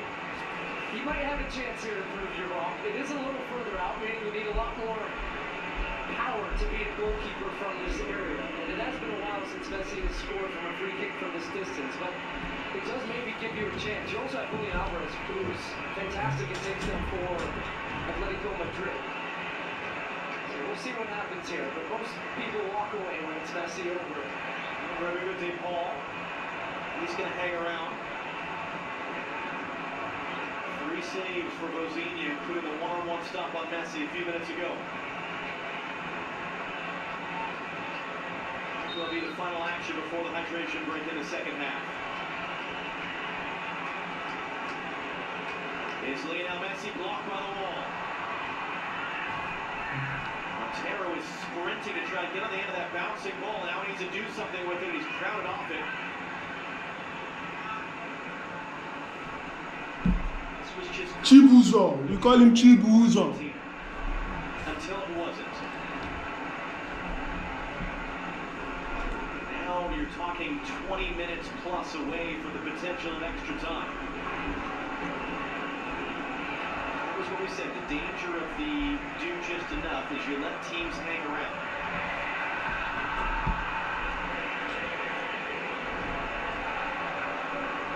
Just a few little dark blue bursts there, including the one that led to the goal. Over the top, and too far for Enzo Fernandez. And then trying to steer it in, Julian Alvarez snuck in from behind and take the ball back. Gonzalez there, wrong side of Messi. There's a renewed intensity though to the way in which Argentina are approaching it. They recognize there's, as much as they have been in control, they were in control until all of a sudden the time goal comes. You don't want extra time. You don't want to play any more minutes than you have to. Pablo Zavaleta on the video board trying to get the Argentina fans to make some noise. The line goes for Enzo Fernandez. Reset Julian Alvarez. With the pressure to force him back. It's across to Rodrigo de Paul. De Paul will clip it up. Messi trying to sneak in behind.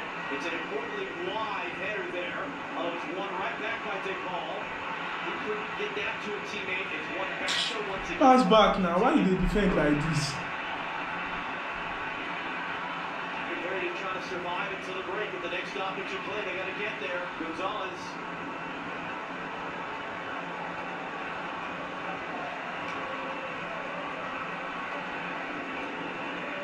12 minutes since Cape Verde's tying goal. And it comes to Nico Gonzalez. Medina slides it into the middle. Alvarez picks it up, lays it off for Lionel Messi, and he's going to be fouled in what is for sure his shooting territory for free kick. I was watching Messi in that sequence. He was being marked marked by Cabral, man marking him, so following him wherever he wanted to go. And Messi just dragged him 30 yards from the goal. Didn't get involved in the play until he smelled that. And he comes running in, trying to take it first time. And beats Cabral to it, and then gets fouled by Duarte. With just such an IQ there. And if it leads to the goal, that was all just, again, a feel for the game to create space and moving players out of space. And now here comes the chance. This is definitely Messi range. Does that open the door for Julian Alvarez if Coutinho's so focused on Messi? It could, and we saw this with Portugal, in fact, with Cristiano Ronaldo, where he stood over it and then Nuno Mendes smashed it from here. We talked a lot about the technique required from this range, Malik Tillman range. And interestingly, on the Tillman one, they didn't lay a player down. This time they are, and that was something Brad Guzan pointed out as well. When you have somebody under, you take away the chance for a player to try to hit it. And it's taken quickly! Keeper! No one was paying attention except for Mozinha. Messi tried to catch him. Fourth save for the Cape Verdean goalkeeper. It's out for a corner. Wow. And Mozinha was over trying to fix some part of the wall. The player that was lying behind the wall. And Messi had already heard the whistle. He knew he could take it. It's a great recovery for Mozinha. It's the ball to take the second corner kick of the night for Argentina. Out-swinging ball from him, headed off sideways, and bounces all the way through. So just watch this as Mozinha, and gets caught as we're going to go to the hydration break. But look right now, he's setting his wall. Messi had the whistle, so he goes to take it. And it's bending to the far post, and Mozinha saw him with the run-up. Gets his fingertips to it to deny Messi. Wow. Hydration break in Miami. If you know anyone not watching, take the chance to call or text him now. Argentina 1, Cape Verde 1.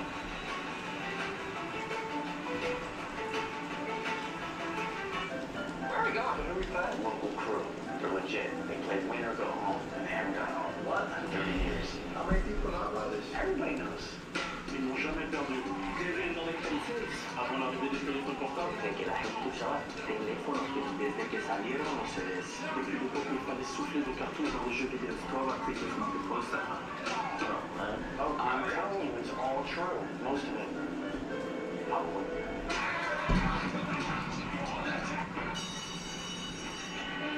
Good morning, students. Our new dress code goes into effect today. Grass stains are now encouraged. Today's geometry class will be held on field number 3. Soccer can teach us the skills that we need to answer the question, what would you like the power to do? Soccer is in session. Bank of America and US Soccer are committed to helping bring soccer to every school. Is David's backyard ready for the FIFA World Cup? Maybe he'll build it, like Beckham. Brilliant move here. David's going to the Home Depot for the assist. Bare covers in just one coat, so David can paint it like Patricia. You know you missed this guy, right? Rip it like Rich. Plant it like Paige. There you go. Great work, guys. Good job. Or watch it all happen just like Josh. Very happy to help. Great scenes here in Miami as we get set to open up the July 4th weekend. Coutinho being honored with that 4th save of the night on Messi free kick. You saw Drew Fisher talking with Mozinha about it. Drew Fisher also has been exchanging words from a long distance with Rodrigo de Paul during the hydration break. 15 minutes plus stoppage time to go, and notably, Argentina's out on the field, ready to go. Hey, normally it's the opposite. Normally they're the ones taking time in the locker room. They didn't mess around with the hydration break. Mark Clattenburg, real quick, what's the protocol there on the whistle, the taking of the free kick? Had that got in, would Cape Verde have had an argument that maybe the goal shouldn't have been allowed? Technically, no. The goalkeeper should have been ready when the referee blows his whistle, but the referee always wants to avoid controversy, and that would have been a controversial moment. And I think the referee could have looked up, seen the goalkeeper wasn't 100% ready, and maybe delayed it. But technically, he was right to start the game, and the goalkeeper said foul for not being set ready for the free kick. And luckily for Mozinha, and perhaps luckily for Drew Fisher a little bit, they didn't have to deal with that moment. Cape Verde goal kick. It's 14 minutes plus stoppage time to go. It's a third Cape Verdean substitution in the wings. Not yet on. Really Semedo, who had won a starting spot during qualifying and then lost the starting spot at this tournament for Roy Duarte, the scorer of Cape Verde's goal. That's Jamiro Montero winning a foul. Free kick for Cape Verde. We've gone from can we just hang around to can we win this thing? And they're attacking the goal where their fans have two separate pockets on the lower end number part. They're outnumbered, what would you say, 95%? It's a metaphor for the population of these two countries. It is. And they would love nothing more than to find a way here for this set piece. This feels too far away to take a shot, but the way they're lining this up and setting it, they might try to hit a ball and get it to knuckle and spin a little bit to test Emiliano Martinez. They've got a lot of bodies up to maybe try and work something, but he's lining up for a direct strike here. It's not that much further away from where Pina scored in this building on the other end against Uruguay. The ball broke apart.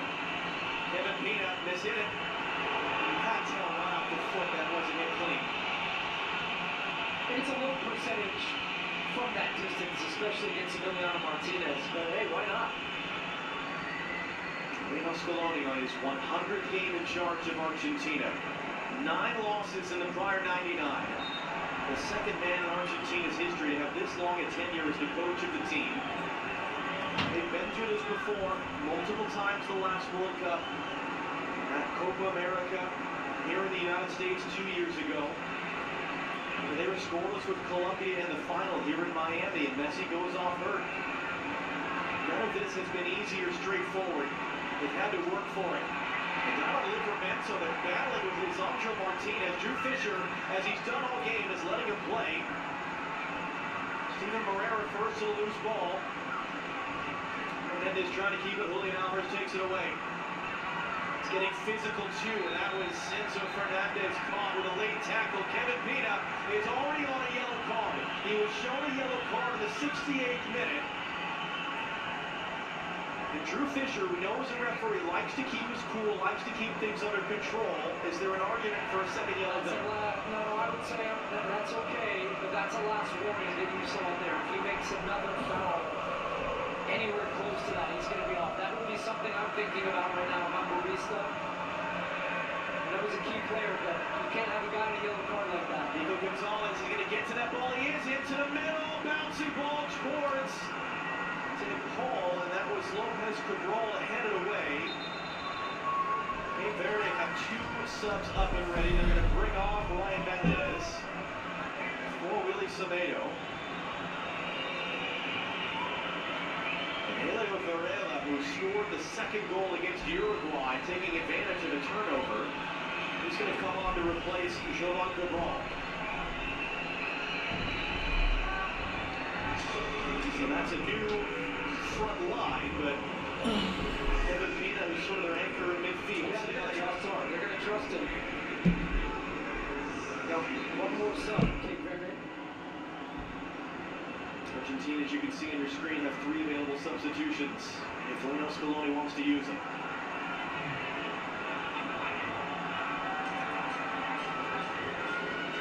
Generic pass there, Moreira intercepts, almost won back by Enzo Fernandez. Semedo's first touch since coming on is cut off by Medina.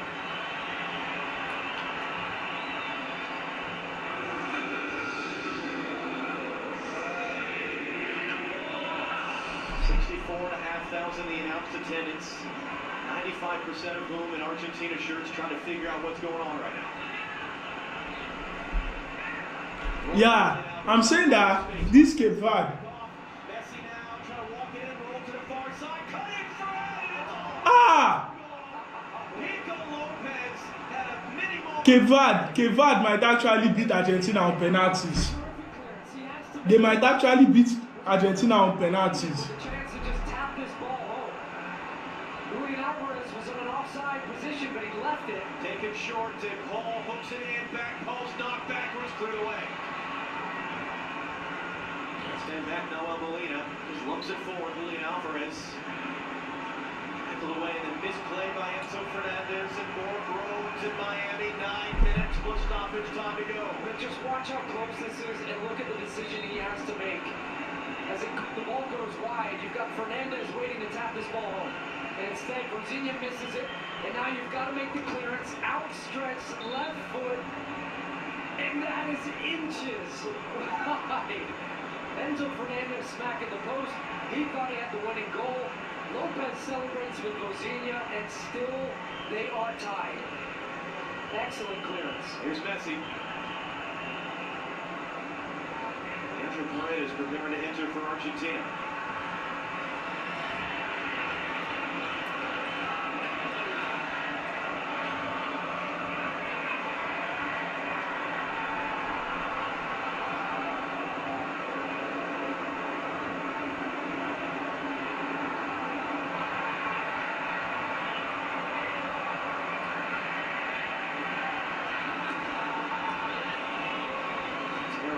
Out to try to cause a turnover. It's clipped over the top, trying to run it behind. It's Nico Gonzalez. Lozini's there. That's really good defending, team defending, when they're in their shape, and then when they feel and sense a moment, that's where you can see the unity. They come out, they press. Jamiro Montero doing a good job starting that press. Medina under pressure, ball goes back, and they've won the ball. I just think that Argentina can be a little bit quicker, a little bit more dynamic in some of their forward play. There's been some good running off the ball from Julian Alvarez, nice little combination play around the box for Messi, but other than that, it's a pace that makes it very comfortable, though, for Verde just to rotate and shift across to get pressure on the ball. Is it a lack of urgency from Argentina? I don't know if it's a lack of urgency as opposed to just in the final third needing to be taking a few more risks and chances. There's Messi. From De Paul, for De Paul, out now for Nico Gonzalez, in front, snapped away. So that's a good example of a sequence where De Paul's driving with the ball, and it makes things happen. Just opens up the space, the little combination play, and that's brought this crowd back. I mean, they've been here, but they started ratcheting it up as well as Argentina's going to make another sub. That was De Paul's last action. Leandro Paredes is on. 3 days after his 32nd birthday. Messi ensuing corner. Outswinger, that was a good look in front there. That was Nico Gonzalez. There's shouts from the fans for a handball. The players themselves aren't really getting too active, and Gonzalez is limping behind the play. And then awkward there, just falling on the ball, and it's a handball free kick for Cape Verde. And now the bodies of Medina's down hurt. He's smacking the ground. We've got bodies everywhere. Tired legs, frustration. So now it's Argentina did not lose.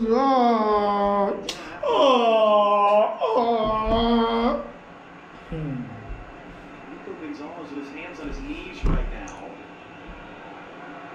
He's moving gingerly. And this is going from bothersome to not panic necessarily, but this is getting dicey for Argentina.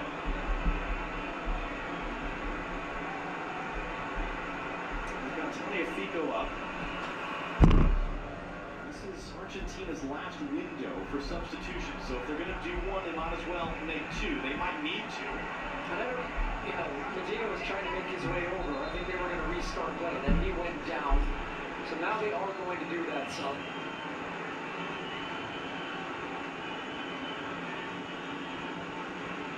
Argentina will make way for the experienced veteran and former starting left back, Nicolas Tagliafico. That was the foul that was called, where Fernandez went down with what then he was getting stretched off, potentially for some cramp, we don't know, but then he went down. He's still stretching himself out off the ball right now. Grabbed the ball, it was a handball, and that was the free kick that now has Cape Verde in possession. There's Cabral trying to get that one in. It's interesting, I mean, Argentina's been based in Kansas City. There's certainly plenty of experience this type of weather, but they did play each of their last two games indoors in Dallas. And while it was warm in Kansas City, it wasn't this for that opener that we were at against Algeria. It's a dangerous deflection there, but it was an offside flag anyway. Look, we came into this game and we talked about could they make the impossible possible? Could they do the unthinkable?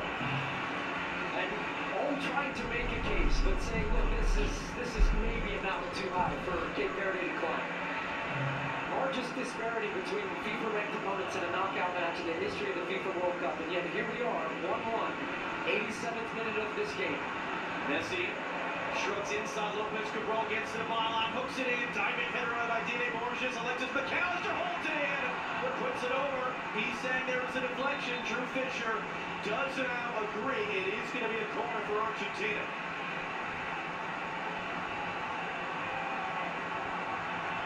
Yep, you can see the touch as McAllister went to strike that ball. It's going to lead to a corner on the far side.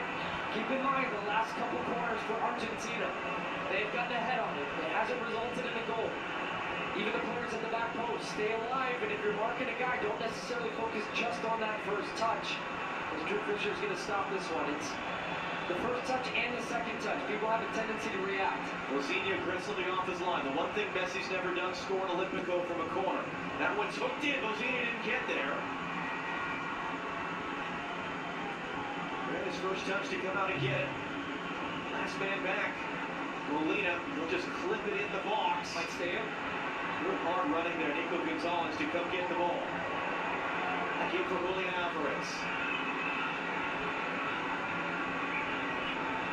Fico. Alvarez turns it inside.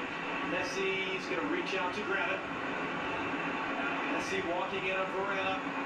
Wants it back on the left. Rolls the pass in from McAllister, and they couldn't make the connection.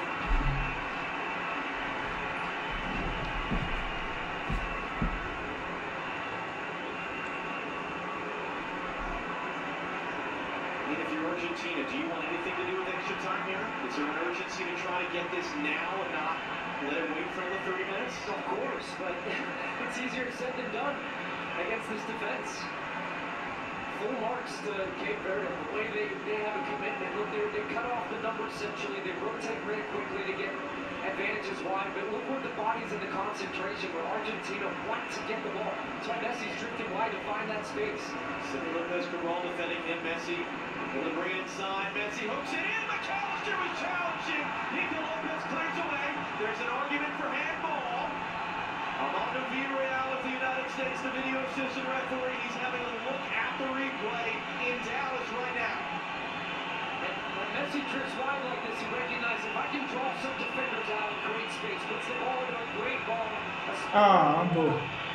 This is, look, the hand gets extended here, but it comes off his face first. So that hand contact could be incidental. No be handball. No be handball, Joe. It's not handball. It's not handball. It's not handball. It's from his head. It's from his head. That's not an handball. That's not an handball. That's not an handball. That's not an handball. He actually hits the defender's head, and it comes from his head down onto his arm. Is his arm that outstretched? I don't think he makes his body bigger, but it definitely comes off his head first, and the law change that happened last year is if it comes off the bottom of your body, onto your arm, it's not handball. Yeah, agreed. The first one, it looked like only the hand, and the second one, you saw clearly it hit his head first and into his hand, so that is a non-penalty. 90th minute, Paredes clips it up. Vozinha there to get it. Save. Remember that big save Vozinha made on Messi right after the goal that Cape Verde had scored? Remember the save Vozinha made of Messi taking a quick free kick? Later in the second half, it's one back high up the field. Let's see how much stoppage time is coming. These three for the hydration break. 8 in total. 8 added minutes still to go here in Miami.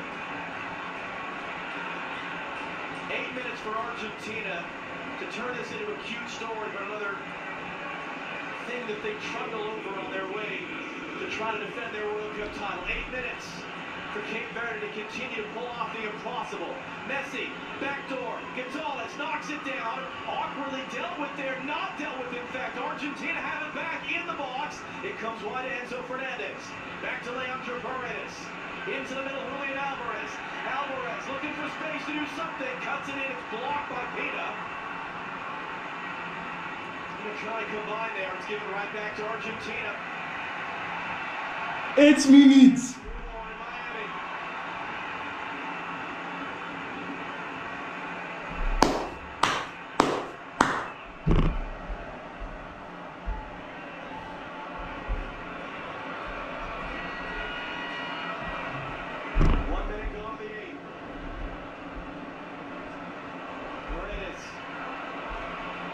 McAllister.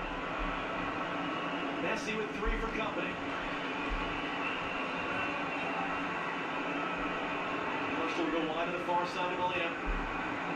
Molina looking up Varela, forced back in. And not a huge crossing team, but I think now is the time for some crosses. Or Paredes just lets it go. That's right, and Bozini hits good save. And then a little juggle at the ball after. Cool customer, Bozini. Strike comes from distance. Paredes trying to bend it around. He sees it pretty comfortably. I wonder if we'll see it on this. This was the previous one, the potential handball. He heads it down into it. The contact first from the head, as you heard Mark Blackberg explain, and he knows the rule too. And Bozini took all the time he could until he picked the ball up, and he's taking all the time he can until he gets rid of it. One back by Jamiro Montero. Dumped off the ball there with Semeno. It's poked away by Jamiro Montero. McAllister under some pressure. Livermento's going to pressure now. 6 minutes to go. Extra time as it stands between Argentina and Cape Verde in the round of 32 of the FIFA World Cup.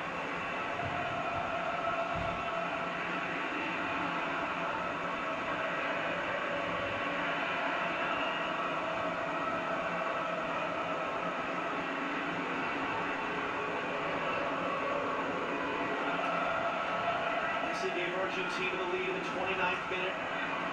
A lead that lasted for half an hour until Duarte scored to tie it up. Wide to Molina. Molina deflected cross in, back post, bounces all the way through. Willie Semeno now trying to shepherd it out, gets it clear in the end, at least partially. Right back in, Enzo Fernandez, Alexis McAllister, Lionel Messi.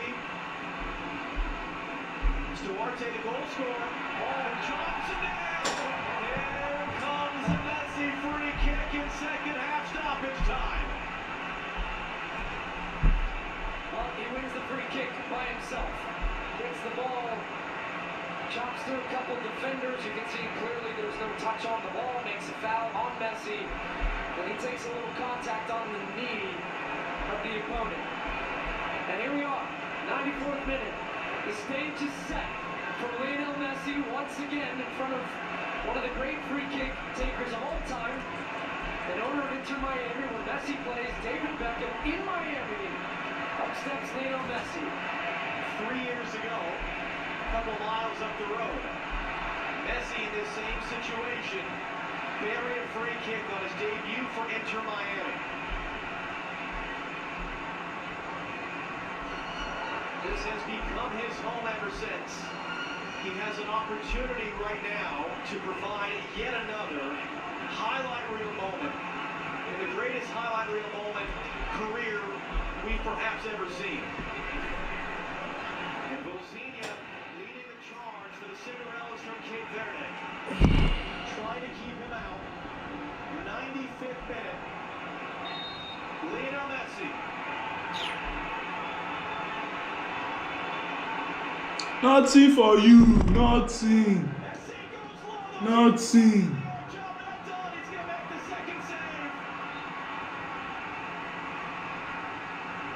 Bozini is down.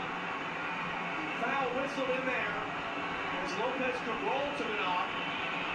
Oh, it takes a little deflection on the way through. Watch this. And still Bozini has to react, and that's why he kind of just pops it up. Messi didn't really get all of that. I think he was trying to maybe take the chance that Bozini was going to go the wall side and anticipate it going over the wall. But still, yet he had to react off that little touch. Terrific save again. His 7th save, as many as he made against Spain 3 weeks ago in Atlanta. We were there, the scoreless draw with the European champions. And just as on that night as this night, what odds would you have given for this scoreline in this moment of the game? And now it's a free kick for Cape Verde with 2 minutes and change to play.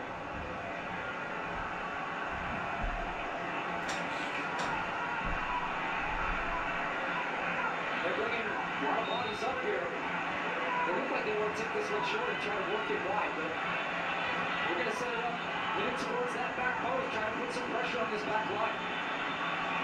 Sidney Lopez Cabral We'll poke it in deep to the back post. No one there in a dark blue shirt. Clearance only as far as Elio Varela. Steven Morera. Now for Gennaro Montero. And Cape Verde just trying to survive the next 2 minutes and get to extra time.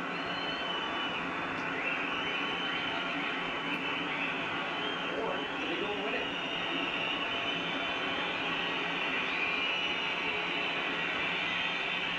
Scaloni losing his players to step their pressure up a little bit. Willie Semedo tackled off the ball. Livramento come together first. Semedo beat to the second ball. Throw in for Cape Verde. Just over a minute to go before extra time. Pico Lopez. Gennaro Montero.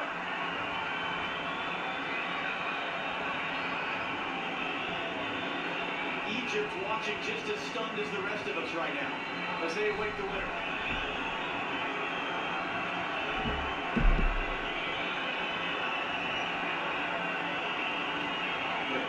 Forward by Varela. Then Varela's going to get it down the corner. Varela's defending. Elio Ferreira, and he's fouled. No, he's not. Ref. 30 seconds for Argentina. Hooked into the middle. One back by Dina Borges in front of Messi. How is that not a foul? Play wide. And a pretty clear foul that one by Willie Semedo. Argentina will carry forward. Last chance for them before extra time. If they decide to take it, they just need to catch their breath and regroup. Diego Martinez has the assist on the Messi goal tonight. Right comes Nico Gonzalez. Last chance of normal time.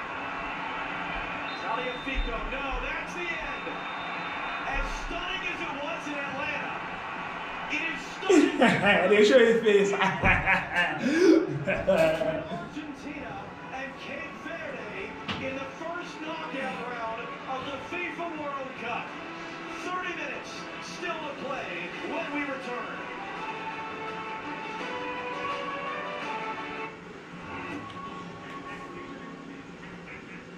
With my new phone company, Menace Mobile, our pricing structure will be so confusing it can only be described as evil.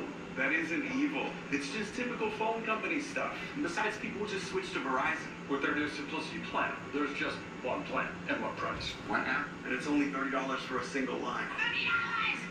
So you're all choosing Verizon. Traitors! Introducing the Simplicity plan. $30 for a single line. Can you hear me now? What does it take to be the greatest of all time? It's not just leaving defenders chasing shadows, or turning goalkeepers into statues. It's making your team, your sport, and everything around you better.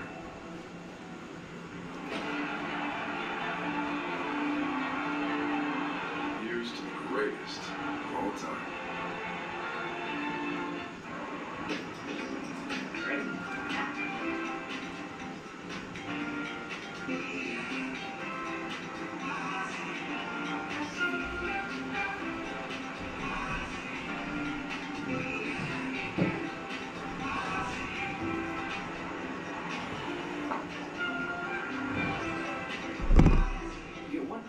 APR financing or a $2,500 customer bonus on a select new 2026 Tiguan.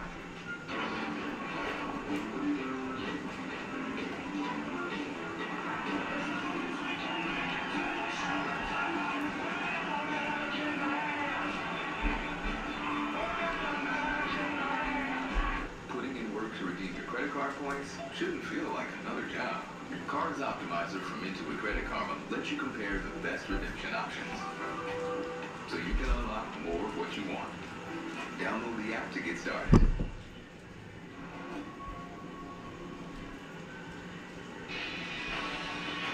We welcome you back live to Miami Stadium. Nobody is leaving this stadium, and nobody saw this result after 90 minutes. Number 67 ranked Cape Verde. The Blue Sharks are playing with their fins up. They are 1-1 with the number one team in the world, Argentina. Bob, Mikel, Peter, back here with you. We thought this was going to be the post-game show, not the show to get us into extra time here. Let's take a look at how we got here. Pick things up in the 29th minute. Who else but Lionel Messi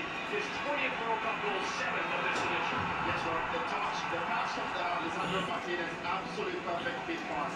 And of course, this man here, the first touch, absolutely fantastic. But the finish, the composure to lift it arm above the senior, absolutely superb goal.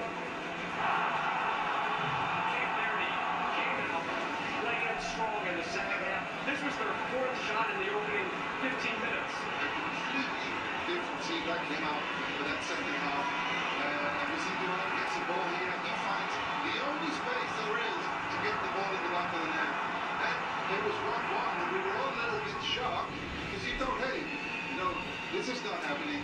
But this guy here, 7 saves again today, and that save from Messi when he was 1-1 with him, that could just be the game changer. Also the save in the 73rd minute on that free kick by Messi where everybody was asleep except for that man, Lozinha. Yeah, Rob, I have to say though, the Verde, when they equalized, you know, we could get a pin drop in the stadium. Everywhere was dead quiet. Nobody believed what was happening. And of course now we are going to extra time. I will say though, after that Cape Verde goal, yes, there was a stunned silence.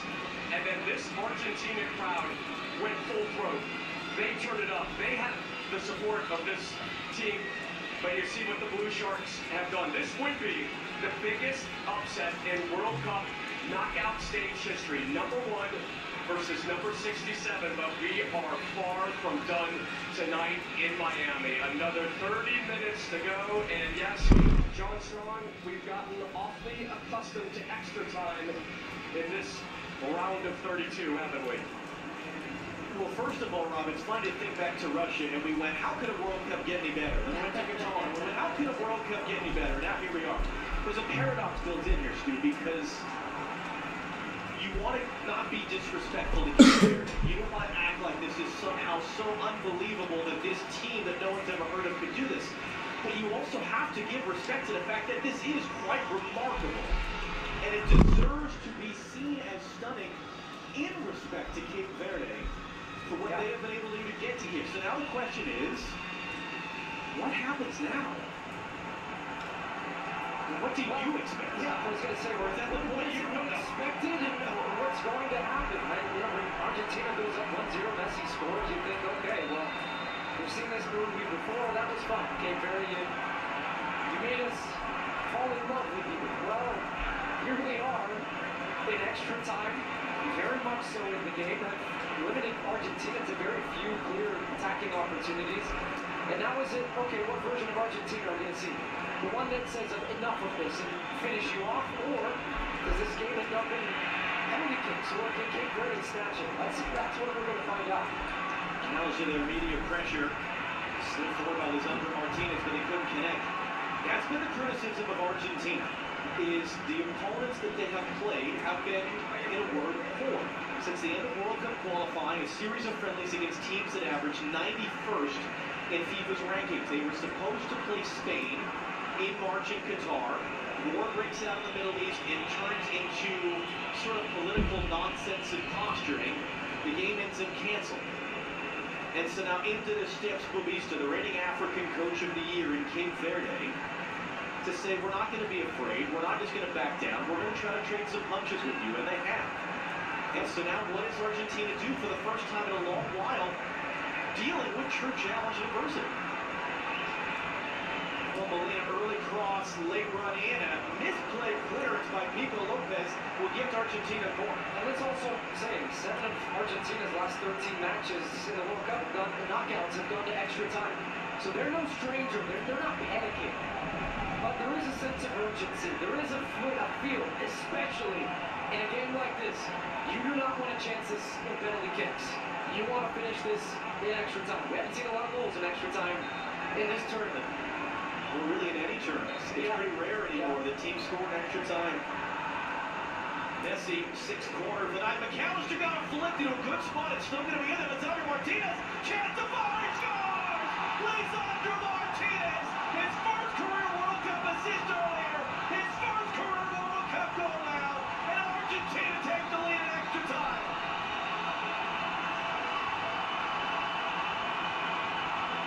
He tried. Silva tried.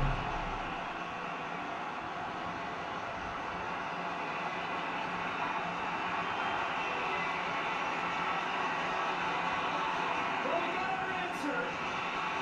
Argentina go for the kill right at the start of extra time. And one of the concerns always on set pieces is the second ball. Everybody gets attracted to the near post when this ball gets flicked over. But there's some bodies crashing, and I don't know if it's Martinez's man that goes down. He's not the man that gets involved. Martinez comes late, so he drifts around the post. So there's going to be an argument whether he's involved in the play, though, or not flicked on. Or enough that takes him out of the play. Does he directly interfere with the play? It's going to be the question. The finish is not the point. That's a terrific finish. Top shelf. Finds the near post on Bosinia. And this is still being held right now to try to determine. It's hard. I want to see this in real time. I think when you slow it down, you see a little bit of contact. Does he affect his ability to play that ball? That is the question that's being asked right now. Mark Lepper, what's your answer to that question? This would be very harsh if it's disallowed, because both players are jumping, both land together. It isn't coming together, but it's a natural coming together. And for me, the goal should be awarded.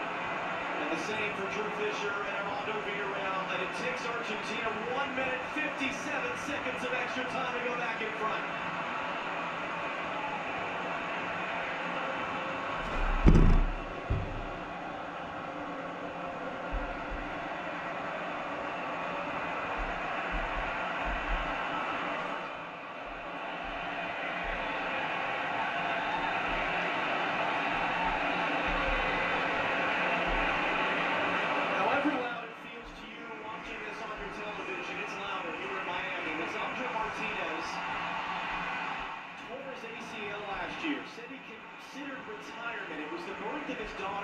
Change his mind, and isn't that a good thing for Argentina? And after not playing all of last year and really for a year and a half, he has a goal and an assist tonight.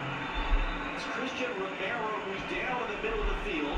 Cape Verde don't have to stop the play so he can get looked at. He's going to get up and get back in it. Duarte scored Cape Verde's goal earlier.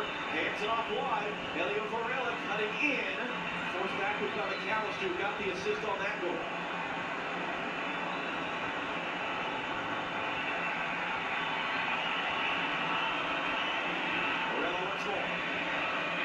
Hands it off, City Lopez Cabral, deflected by McAllister, Cape Verde corner.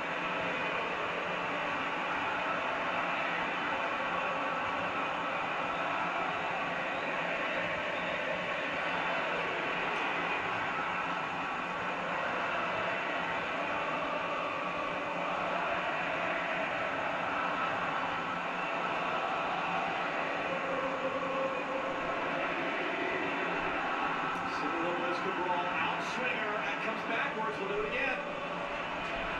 Diego Gonzalez.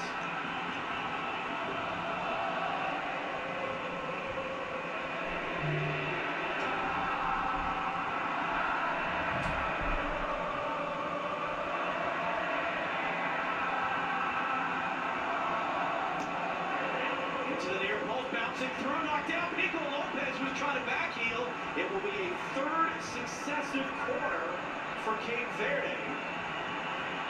Borges is down as some contact came within that sequence there. They put some good balls into the box so far.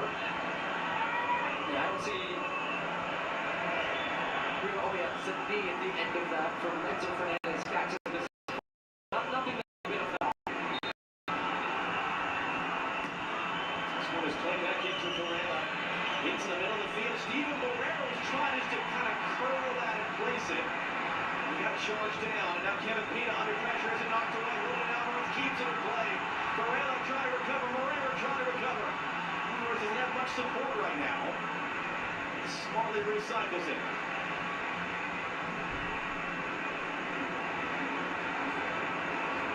Verde trailed for 30 minutes before tying it up in the second half. They do not have that much time right now.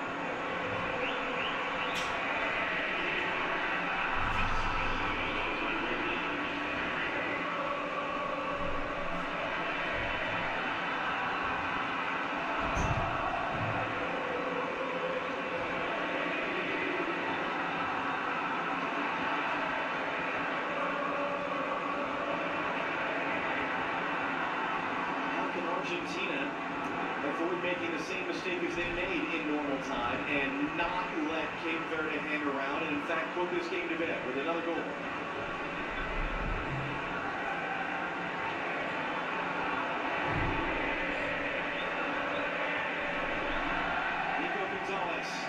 Julian Alvarez, Lionel Messi, Julian Alvarez, Lionel Messi blocked, still in. Alvarez threw his body in, recovery shot is blocked by Lopez Cabral out for a corner. Well, it's been a party, an Argentine party since the goal. They're willing their team forward to see if they can find one more potentially to finish this off with the combination play around the box, the one-touch passing, just exquisite. I think that one was maybe going wide, and then Alvarez trying to hook that one back. Now, this was that play that we're talking about. Was Tagliafico offside? And you can see pretty clearly he was onside on that flick that it came at the near post. And I agree with Mark Kleinberg. He did not interfere with play in the way that was a foul for me in any way.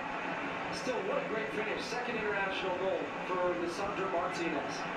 Messi off the corner into the near post. McAllister close to a bouncing ball, blocked. Was Enzo Fernandez. Cape Verde are going to use their two remaining available substitutions here. Yannick Semedo, no relation to Willie, who's on the field.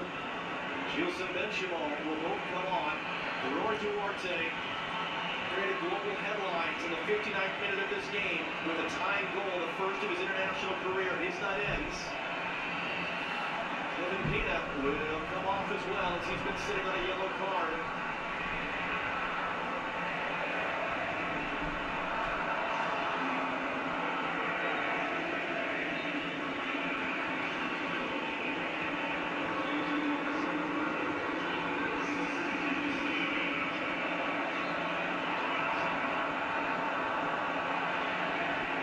They're trying to pressure on Cristiano Romero. I think a great spot in. Enzo Fernandez on the run. They go wide. It's behind Julian Alvarez and breaks down there. Yannick Semedo's first touch to get it clear. Is there a chance to run? This is Varela. This is McAllister. Good hard run and tracking back to break it up.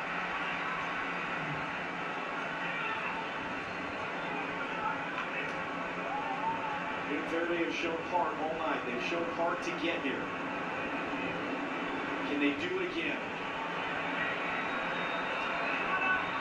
Right to Varela. Inside now, Jamiro Montero going to cross that in for the Ferments. A little bit of awkward bounce, but Martinez is there.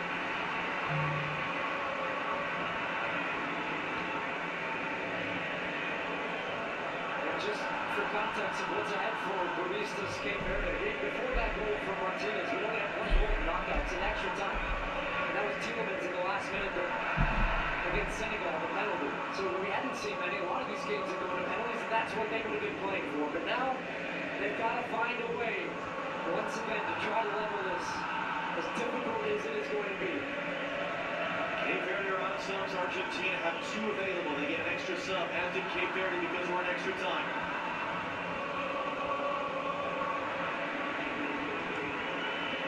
Semedo, Jamiro Montero, Steven Barrera. We're less than 5 minutes away from halftime of extra time. Slice this population FIFA ranking World Cup history. Varela gets inside of one, draws contacts. Nothing. Sister Fisher out for a goal kick. It is remarkable that they are in this position, that they are pushing the world champions as much as they are.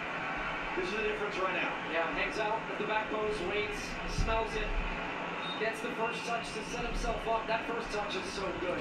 That looked like he gets it in front of his body just enough to be able to run on and hit it with full power. That's a striker's finish from your center back. Both goals for Argentina, near post, roof of the net, pretty much the same spot on the field. But you saw the precision even on the strike. It's over the top of 4 defenders as well, giving them a haircut with that type of power and bend on it too. Montiel is up and ready to come on for Argentina. Varela carrying forward, sitting with Lopez Cabral. ball to the outside. Again for Montero. Semedo trying to reset quickly and try to catch Argentina napping. McAllister can't make the play. Lopez can See that goal! Headline! Headline! Oh! Nice! What the fuck? Headline!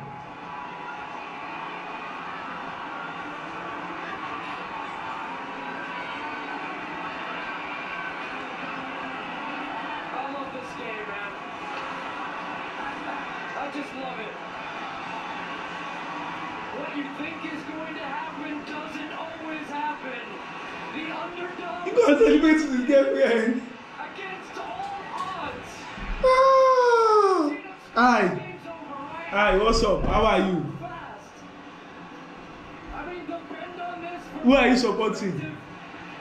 It was just perfect. You see it all the way. Never give up. This life, never ever give up. See me go. Cabral calls his own number, cuts it out of the right foot, and just picks out the top corner.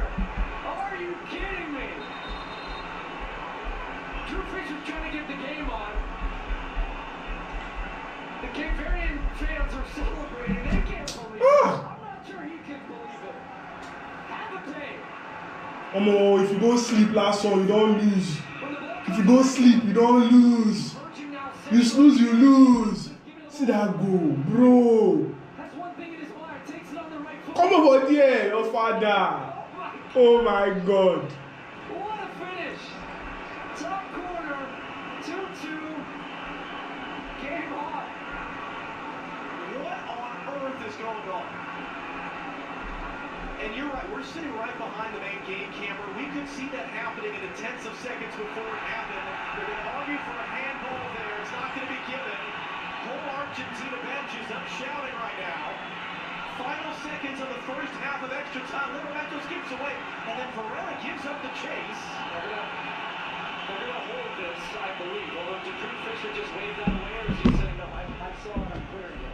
3 minutes of added time to kill up. The whole Argentine bench is up, and Drew Fisher said, no, let's play. No handball.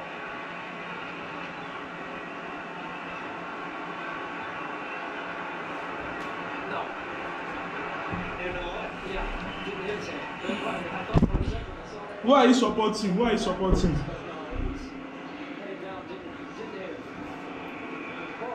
I mean, we keep throwing up the stand about their population. One of the things Cape Verde, like so many small countries, have done is dip into their diaspora, find people that left for economic opportunities, job opportunities in decades past, find their children, their grandchildren. Cindy Lopez Cabral, like the first goal scorer, born and raised in the Netherlands. It's a chance for Argentina. It's going to fall for Messi. Messi. Follow-up block by the goal scorer, Lopez Cabral. 8 saves, Bolsinha. And now Cape Verde carrying forward, Jamiro Montero. 2 minutes to play in the first half of extra time.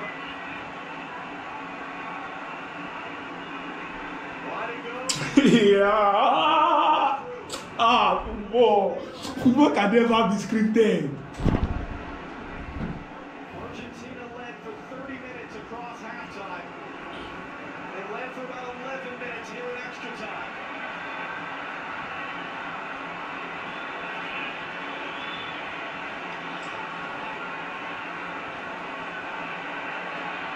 And he flipped in, and 2 fall for Livramento by Semedo.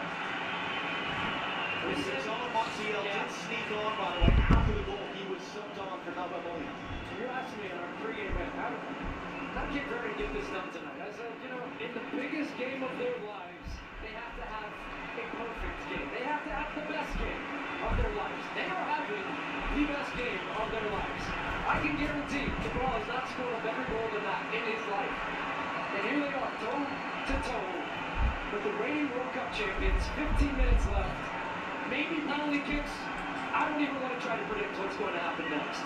Argentina had allowed 2 goals total in their 10 consecutive wins coming into tonight. that they have allowed 2 goals on the night to Cape Verde. Messi tackled off it, but bounces to Montiel. His return is too far for Messi. We haven't said Messi's name in 10-15 minutes. Scaloni was asked about that pregame too. He said, how much was he going to play today? He said, I don't know how the game's going to go. I don't know how the game's going to feel. You're not taking him off. You're not taking him off. No chance. Montero's down. Drew Fisher said it's not a foul. It was more to say, when we talk about him the least is when you end up talking about him the most. Where he is just needing one more chance. He had one more chance, and Rosina saved it just a minute ago. Look at this. My goodness. As soon as it leaves his foot, he knows it. It's perfect. Truly perfect. That's top corner. That is the end of the first half of extra time. We're going to catch our breath for a moment and give Rebecca Lowe and company back in Los Angeles an opportunity to make sense of any of what we're seeing. Halftime and extra time in Miami. Rebecca, it's all yours. John, Stu, thank you very much. 14 months ago, Sidney Lopez-Cabral was playing in the German 3rd Division. He has just equalised against the world champions, Thierry Henry, Zlatan Ibrahimovic. Zlatan, what is happening? What is happening that this is football. Everything can happen. And what we are seeing, let's see, we have another 15 minutes and Basic from Cape Verde. I don't even have words for it. We'll see what happens. Like, if he goes to penalties, like I said before, it's lottery, and if Cape Verde wins, it will be the biggest upset ever. So, but they're fighting, they're keeping that small island jumping. So, let's see. Terry. Just wow. I said this World Cup is just a crazy one. We see the goal here of Lisandro Martinez. We all thought that it was going to be the end of it, but in football you never know. You never know. Look at that finish. That's the finish is one of the best. But you know, if Kane finishes like that, or maybe Mbappe, or Maybe cross or shot. come on, man. You're shot. He meant that all the way. Get away from it. His shots outstanding, and we raised the case at the beginning. I asked you. I said make a case. You made a case. We raised the case. So now let's see what can happen. It's just crazy. I said to you, I sent it to them. I said, I don't know who are, but yeah, because I received the message. I sent a message. Oh, it's outstanding. Wow, it's amazing. The question is, as we hand it back to John and to Stu, do Cape Verde try to win this now? Or do they play for penalties? Chaps, back to you. Bro, I'm just experiencing one of the best games of my life. Like, I'm experiencing it live. The Bruins this entire game it's been so impressive. I don't expect them to just try to grind this out, but they're going to have to grind it out. I think that's the reality. But this is a fearless team. Their best chance of winning at this point is probably getting to penalties, because you're not going to open yourself up and truly say, we're going to attack Argentina. But you're going to continue to play the way you have, with structure, good commitment. They're not backing down. If they get their chance to go, they're going to go. But I love it. I love it. How can you not love this? This is amazing. To think there were some more people out there who held up Cape Verde as an example of the watering down of the World Cup and the overexpansion. The 2 biggest blowout losers in the knockout round have been European teams so far. Now what will Argentina do? What's their approach? Because they, as you said, they came out, they scored 2 minutes into the first half. And yet twice now they've been paid back. Do they have a sense of urgency? Do they need to be careful? I do think if you're Argentina, you want to finish this in extra time, because penalties just become something a little bit different. Even for this team? Yes, even for this team. It's not like Argentina won every single shootout they're in. They have a great goalkeeper, Emiliano Martinez, but things can happen. And I think they are the more superior team, although they are tied right now. But they would back themselves 100 out of 100 on the field in the run of play. Versus on penalties, that margin gets a little bit closer. And just disbelief all over the place. Asking for divine intervention in some of those boxes. This is not at all what they thought they were coming to see here tonight. It's exactly what Cape Verde had dreamed they were showing up for tonight here in Miami. Julian Alvarez able to turn up the space. As Nico Gonzalez out to his left.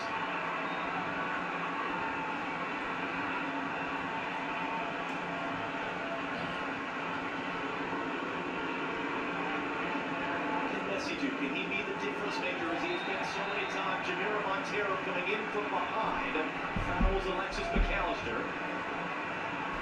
He just went a little look up there to see if there was an option to go quick and short. And they'll set the ball now.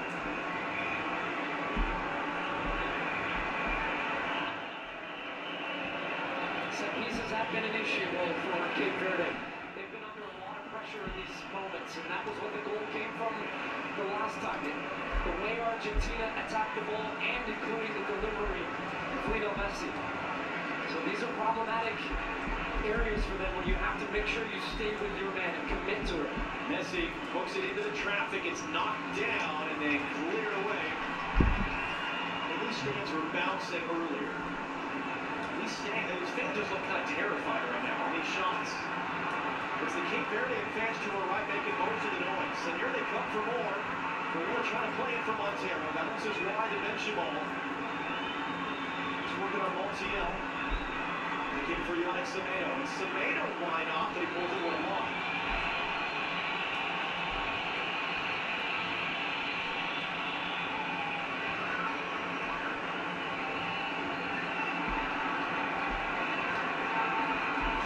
Away from a penalty shootout. It's an Argentina team that has had penalty shootout victories in each of the 3 tournaments that they've won, back to back to back. 2 Copa America titles, sandwiching the World Cup in Qatar. That is to fizzle along for Nicola Tagliafico. Tagliafico cut back inside for Enzo Fernandez, able to keep it. Fernandez into the box. Poked away from behind Jamiro Montero.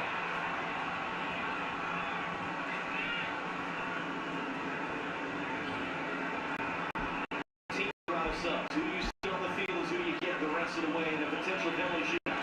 Julian Alvarez. He was turned wide to Tagliafico. Argentina made 5 subs. They've used all their available windows. There's an offside flag in that sequence that ends the possession. Yeah, right there.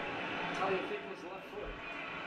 And it's not like you see a clear difference physically from these 2 teams right now. If anything, you see that it's Argentina who look a little bit leggy, and the ball movement, players cramping. When Cape Verde have the possession, they fly down the other end of the field. They're just flying on adrenaline purely.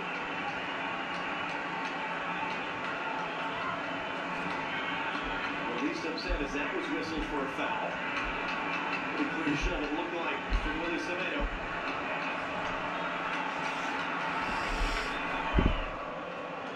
The fans coming back to life here in Miami.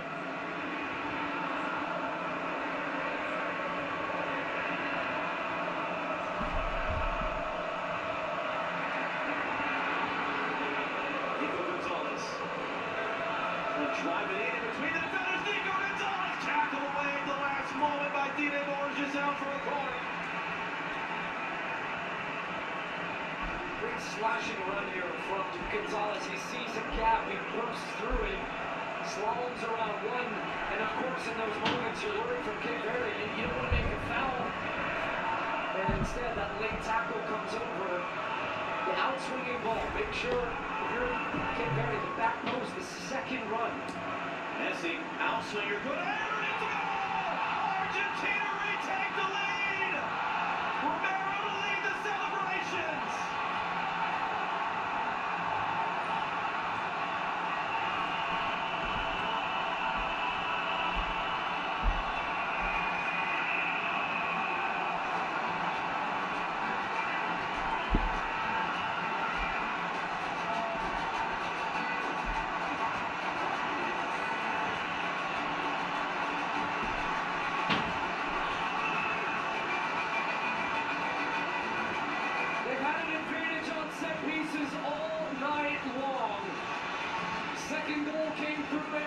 And this one does too.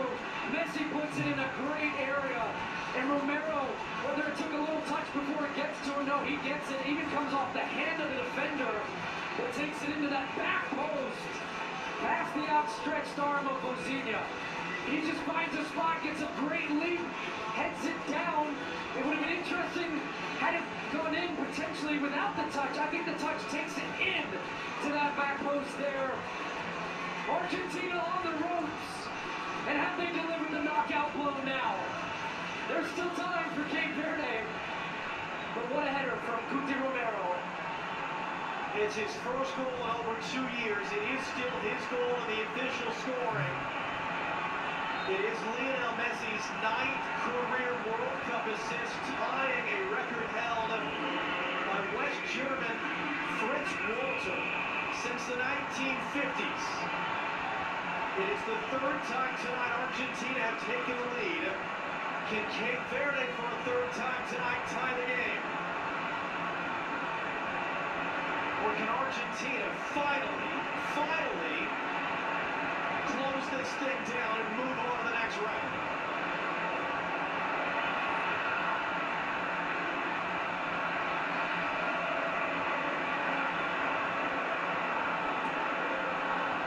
McAllister played that short, he tackles it away. Running on the far side, Julian Alvarez to win the ball back. And Shamir Montero saw that coming, got in front of Messi. To continue the boxing reference, it's like the heavyweight fighters deliver what he thought's 3 knockout punches. You got a guy that's down on the ground, but you quite literally do down. Nico Gonzalez is down. Argentina's out of subs. Every time you think the fight's over, this opponent comes back. Cape Verde's not done. 7 minutes plus whatever stoppage we've got. Gonzalez trying to rejoin the play. Cindy Lopez Cabral scored an extra time already. Hands it back to Montero. Willie Semedo on the far side. McAllister defending. Semedo cuts it in. It's blocked. Montero got his body in the way. Lopez Cabral recovers the loose ball. Jamiro Montero. Little look up. Fist to the wall. Steven Barrera couldn't get there in time. Now Alexis McAllister's gone down. A lot of the Argentine players appear to be cramping, where they go down, they're getting stretched off, calves are tightening up. As we said, it was hot and muggy, not as hot as it has been. But all that matters is even enough in this league. So marking from Cape Verde, so Romero's arriving with the ability to create momentum to get a good leap on that ball to head it. Here's the view from the ref cam, nobody on the posts. They just nestled into that far corner. The dejection there from Barrera, and just the celebration and elation from Argentina. One of the things we said that was different about Argentina in this recent era is, yes, Messi scored a ton of goals, but they're getting plays from other guys. Both center backs have scored goals tonight. But the outside back is giving away a foul. As Montiel was a bit late there with an outstretched leg. It's Varela who goes down. It's Montiel who gets a yellow card.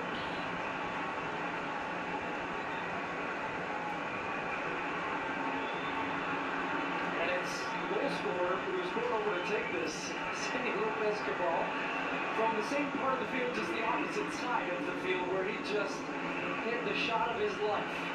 Can lightning strike twice?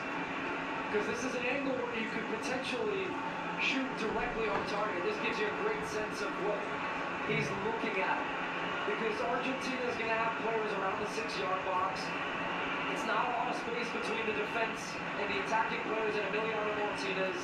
So important just to put this in an area where stuff can happen. But these are ones where you're almost trying to shoot it towards the back post, and maybe it takes a touch, some type of deflection, or it goes directly in. Hey! It's Emiliano Martinez! He thought he'd done it again. He hits a beauty. And he's shooting this, and it's at a nice height. Martinez has to get the fingertips up to that. What a save! And Cindy Lopez Cabral hit that so hard, he's cramping, and he's down after the play.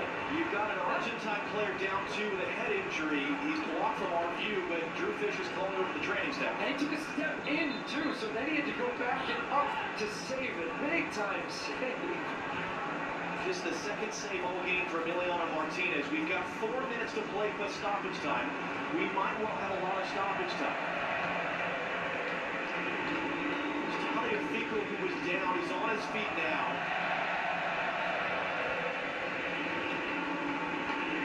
Dibu, Emiliano Martinez, this nickname, getting some here in Miami.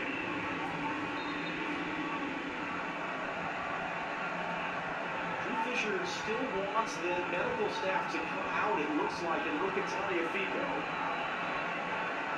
And why there's been such a delay in that happening is not entirely clear, although maybe it's Argentina trying to say if we don't come out, we don't have to go down a man here.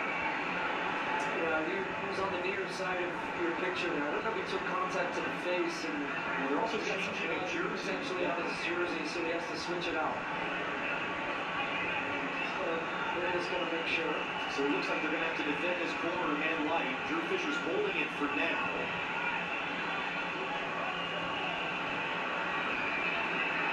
This is with these new rules about do players have to sit out. If it's a head injury, they don't. There's a lot of arguing going on all over the field. Tagliafico's allowed out. Cape Verde's not happy. Semedo to take corner kick number 6 of the night. We've lost the better part of 2 minutes for that. And the rest.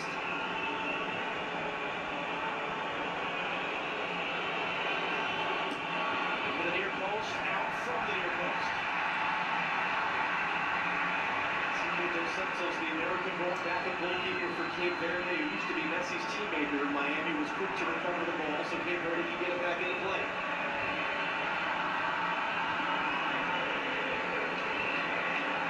Throw in. It's wide. Fully clear. Morera's going to get there. Morera trying to escape. He has. Morera flipping the cross. In header right in front of Martinez. In front of Benjamin. Decision is a corner kick. Well, Morera wins it back. Benjamin can't believe he's not getting a toe on this. He lays out for it, and so does Emiliano Martinez.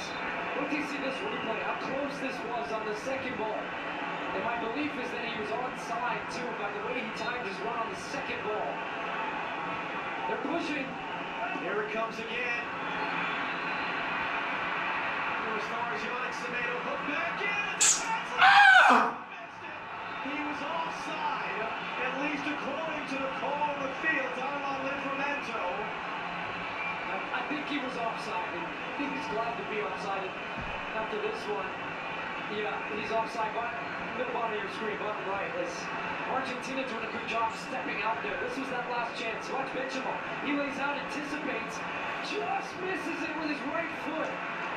Great header off the first one. The concentration, that's an inch away, and I think he's distracted by Martinez coming out. And just the presence of Dibu Martinez makes himself big. What a chance. They have changed the scoring of the go-ahead Argentina goal. It is a Dine Borges' own goal, in the opinion of the statisticians, in the contact with his arm. I don't change the direction. I think it's even hard to say that what they're saying there is that that ball, the header from Romero, is going wide. And so that the touch of the hand made it go in. But it's academic at this point. I don't think the attacking player should always get the goals. We will play 3 added minutes here at the end of the second half of extra time. Cape Verde chasing for a 3rd time goal of the night here in Miami. Trying to force a penalty shootout. It comes in, it's a deflected long shot. It's going to be a corner for Cape Verde. And man down. Yeah, well, I think he's laying it all on the line here. The way he blocks this shot. Lisandro Martinez, goal and an assist tonight. He needs an extra moment. Yeah, well, it's understandable when you see where this one hits him. Oh boy. There's a Croatian defender still in Toronto tonight that feels sympathy. Little kiss in the ball for luck. That young fan's not going to know where they were in this moment, but they're going to be told about it for many years. Can Cape Verde do it again? Yannick Semedo whips that one in. Jamiro Montero brings it down and stabbed away. Cape Verde in 2 remaining minutes. Argentina trying to see it out. It's a great header on the far side. Run to daylight now for Argentina. No, it's a cross in for Julian Alvarez. And Vosinia's going to carry out 8 saves for him tonight. Man down behind, multiple men down behind the defensively right now. They're in the attacking half. 90 seconds to go. Willie Semedo trying to walk it in. He's going to get space for the cross. He fires it. It's a deflected ball. It bounces back to the top of the box. It's going to be settled. It's going to be shot wide. It's a goal kick. Feels like it's easy to say it's the wrong decision now, but with Argentina still 3 men light, they had a couple bodies on the left side of the field. Just a little bit of a blood rush there, and decided to shoot. Cholo Simeone can barely stop moving.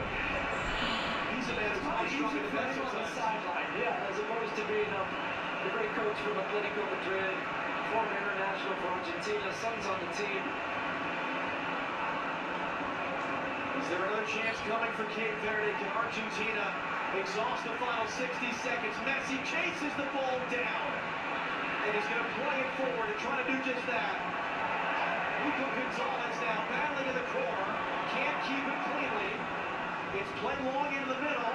It's missed there by the first man up, Lisandro Martinez, who's struggling physically. Christian Romero denied a winning goal by the statistician, just lumps it forward. And here we go. 123rd minute of the game. Final chance for Cape Verde to do it again, and Argentina forces shootout. Tagliafico wins the first header. Moreira controls the bouncing ball. At least for a moment, it's swept in behind. This is going to be a Cape Verde throw for the final play of the game in Miami. It's quickly back into play. Willie Semedo now. Livramento on the outside. Livramento trying to find space for a cross. It's popped straight in the air. It's an overthrow. No, it's not. It's over. In one of the most remarkable games in the history of the World Cup, Argentina survives.